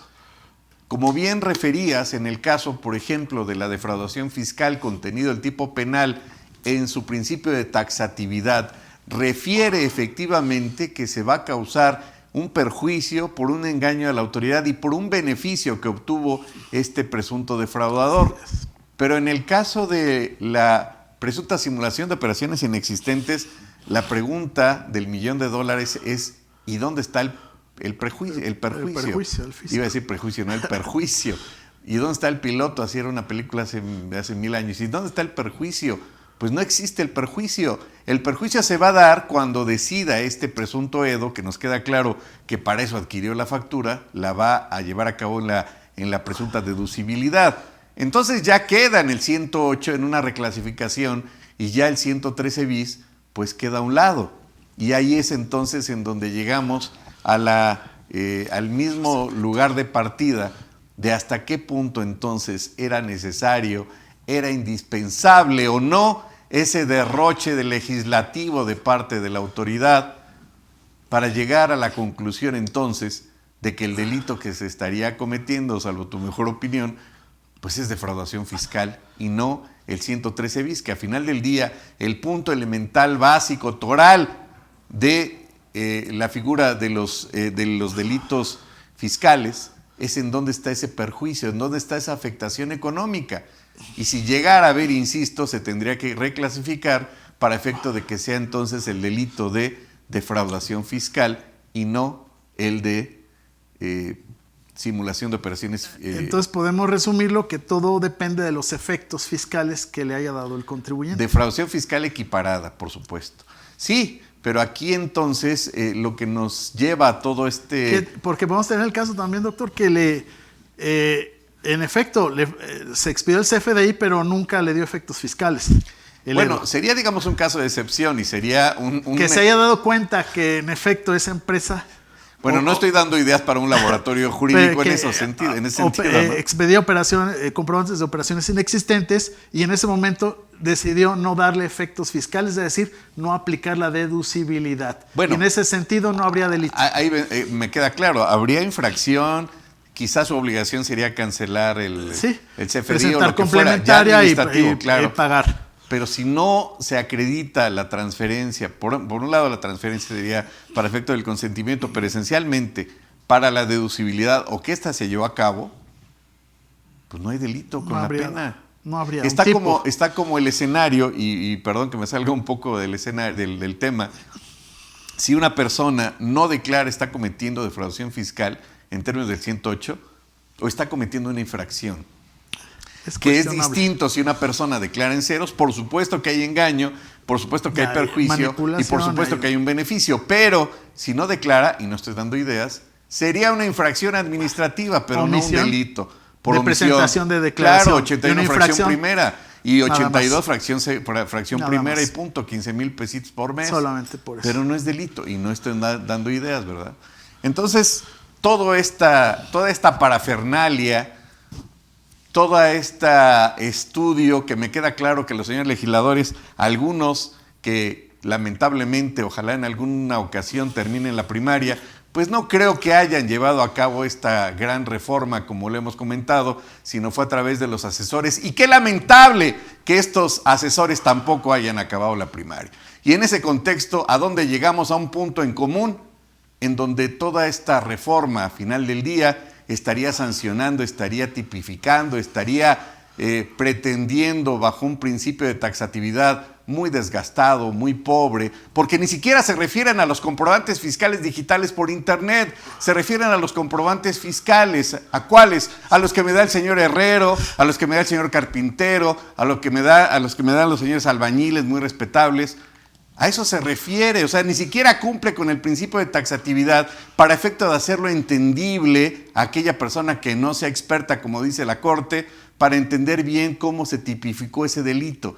Pero en ese contexto, ¿dónde está? Y ¿dónde está, sería la pregunta, ese perjuicio al fisco federal en el 113 bis? Si usted, señor que nos está escuchando, lo encuentra por ahí en una hamaca en Acapulco, mándelo para acá para que lo incorporen al 113 bis y podamos entender mejor a cabalidad este texto tan controvertible que, bueno, pues nos dio lugar hasta para un librito. Pues no sé si tengas algún comentario final antes de terminar esta no sé si vamos a entrar a plática. Otra cápsula de preguntas. No sé, creo que ya no hay. Ya no hay. Pues simplemente hacer el comentario de que este procedimiento no se agota en una plática corta como esta, pero yo los invito a que cualquier duda, cualquier cuestionamiento que les vaya surgiendo, también nos puedan hacer llegar. Sí, claro. Para poder contestar. Creo que en este momento es un tema difícil de digerir, aunque ya es un tema muy tratado, pero desde el punto de vista jurídico, administrativo, contable, operativo, a las empresas yo he visto que les causa un gran problema la demostración de la materialidad de las operaciones en materia fiscal. ¿Por qué? Y volvemos a lo mismo, no hay un catálogo, no hay una regla en donde nosotros debemos de cumplir con este tipo de pruebas para demostrar la materialidad. Claro que hay cuestiones que son obvias y básicas, como el contrato, si van a realizar una operación con fecha cierta. Con fecha cierta, y si lo pueden protocolizar, mejor aún, porque le va a dar más validez a toda esta operación, y tomar una historia de todo ese tipo de prestación de servicio que en efecto sí se realizó, cómo se realizó, cuándo se realizó, en qué momento se realizó, y casi circunstanciar lo que hacen como lo hacen los visitadores. Ahora nosotros circunstanciar toda esa memoria de esa prestación del servicio para que nosotros en un momento determinado soportemos la demostración de las operaciones que se hicieron, y con eso llevar a cabo la materialidad ante la propia autoridad administrativa, demostrándole que sí existieron las operaciones, o ante un juicio ya ante la autoridad jurisdiccional, que en efecto sí se realizaron y que por tanto no tiene por qué cuestionarse su existencia.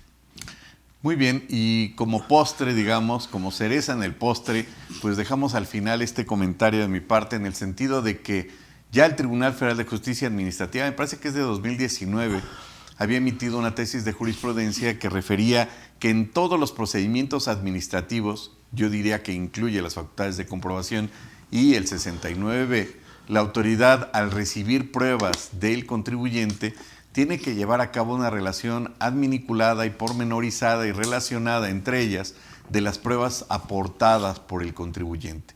Es decir, como en el ejemplo que ponías hace rato, si alguien ofrece 10,000 pruebas, la autoridad tiene que señalar o relacionar las pruebas, por qué tiene o no validez o por qué no tiene validez, pero las tiene que vincular entre ellas. No basta con que diga de la prueba 1 a las 5,000 no tienen validez, la que sigue, ¿no? Y de las 5,000 a 10,000 tampoco tienen validez. Y si entonces la autoridad puntualmente no acata esta jurisprudencia, fíjense qué interesante, encuadraría en lo que refiere el artículo 6º como hechos graves. Es decir, daría pie a que si demandan por vía de juicio de nulidad, la autoridad estaría violentando una tesis de jurisprudencia. Además de carecer de validez esa resolución de la autoridad, tendrían derecho incluso a reclamarle el pago de daños y perjuicios. Y entonces, ¿qué quiere decir? Que la autoridad tiene que hacer una relación pormenorizada de cada una de las pruebas, de cada uno de estos elementos de prueba, y no basta con que la autoridad refiera que no procede, que no cumplió, o incluso que ni siquiera motive esta referencia de la validez o invalidez de las pruebas. Pues si no tienes algún otro comentario final, pues... Yo estoy de acuerdo en el sentido, y volvemos al punto de la valoración de las pruebas. en pocas ocasiones se da en una auditoría, claro, en donde un visitador, un auditor, diga, vamos a llevar a cabo esta valoración de las pruebas aportadas en la última acta parcial y les voy a dar un valor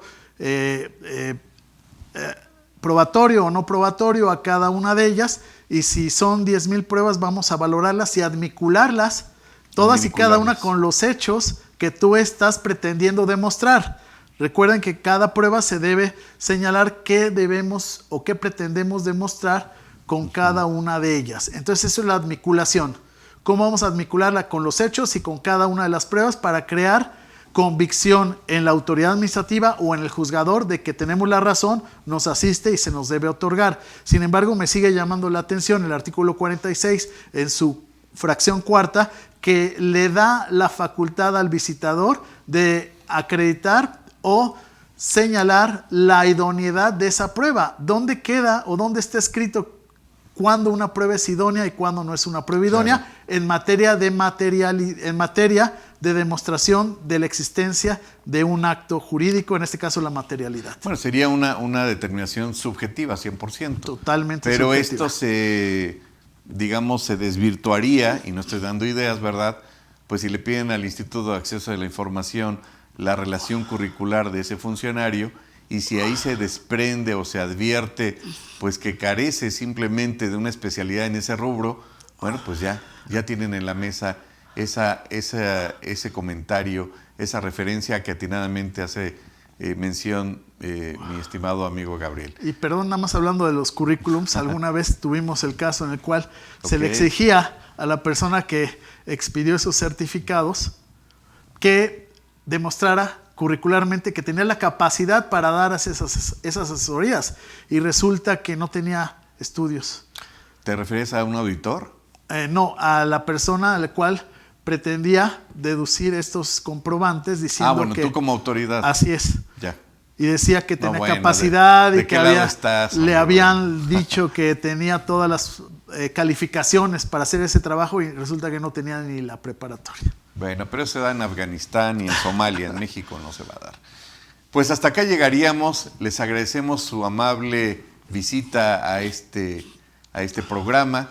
Gracias, licenciado Gabriel, por tu amable comentario. Y bueno, pues nos despedimos. Esperemos vernos pronto nuevamente. Y finalmente señalaría mis redes sociales: www.juanraulopezvilla.com, en Facebook como Juan Raúl López Villa o Raúl López, en Spotify como Defensa Fiscal Definitiva, y por supuesto en YouTube como Juan Raúl López Villa.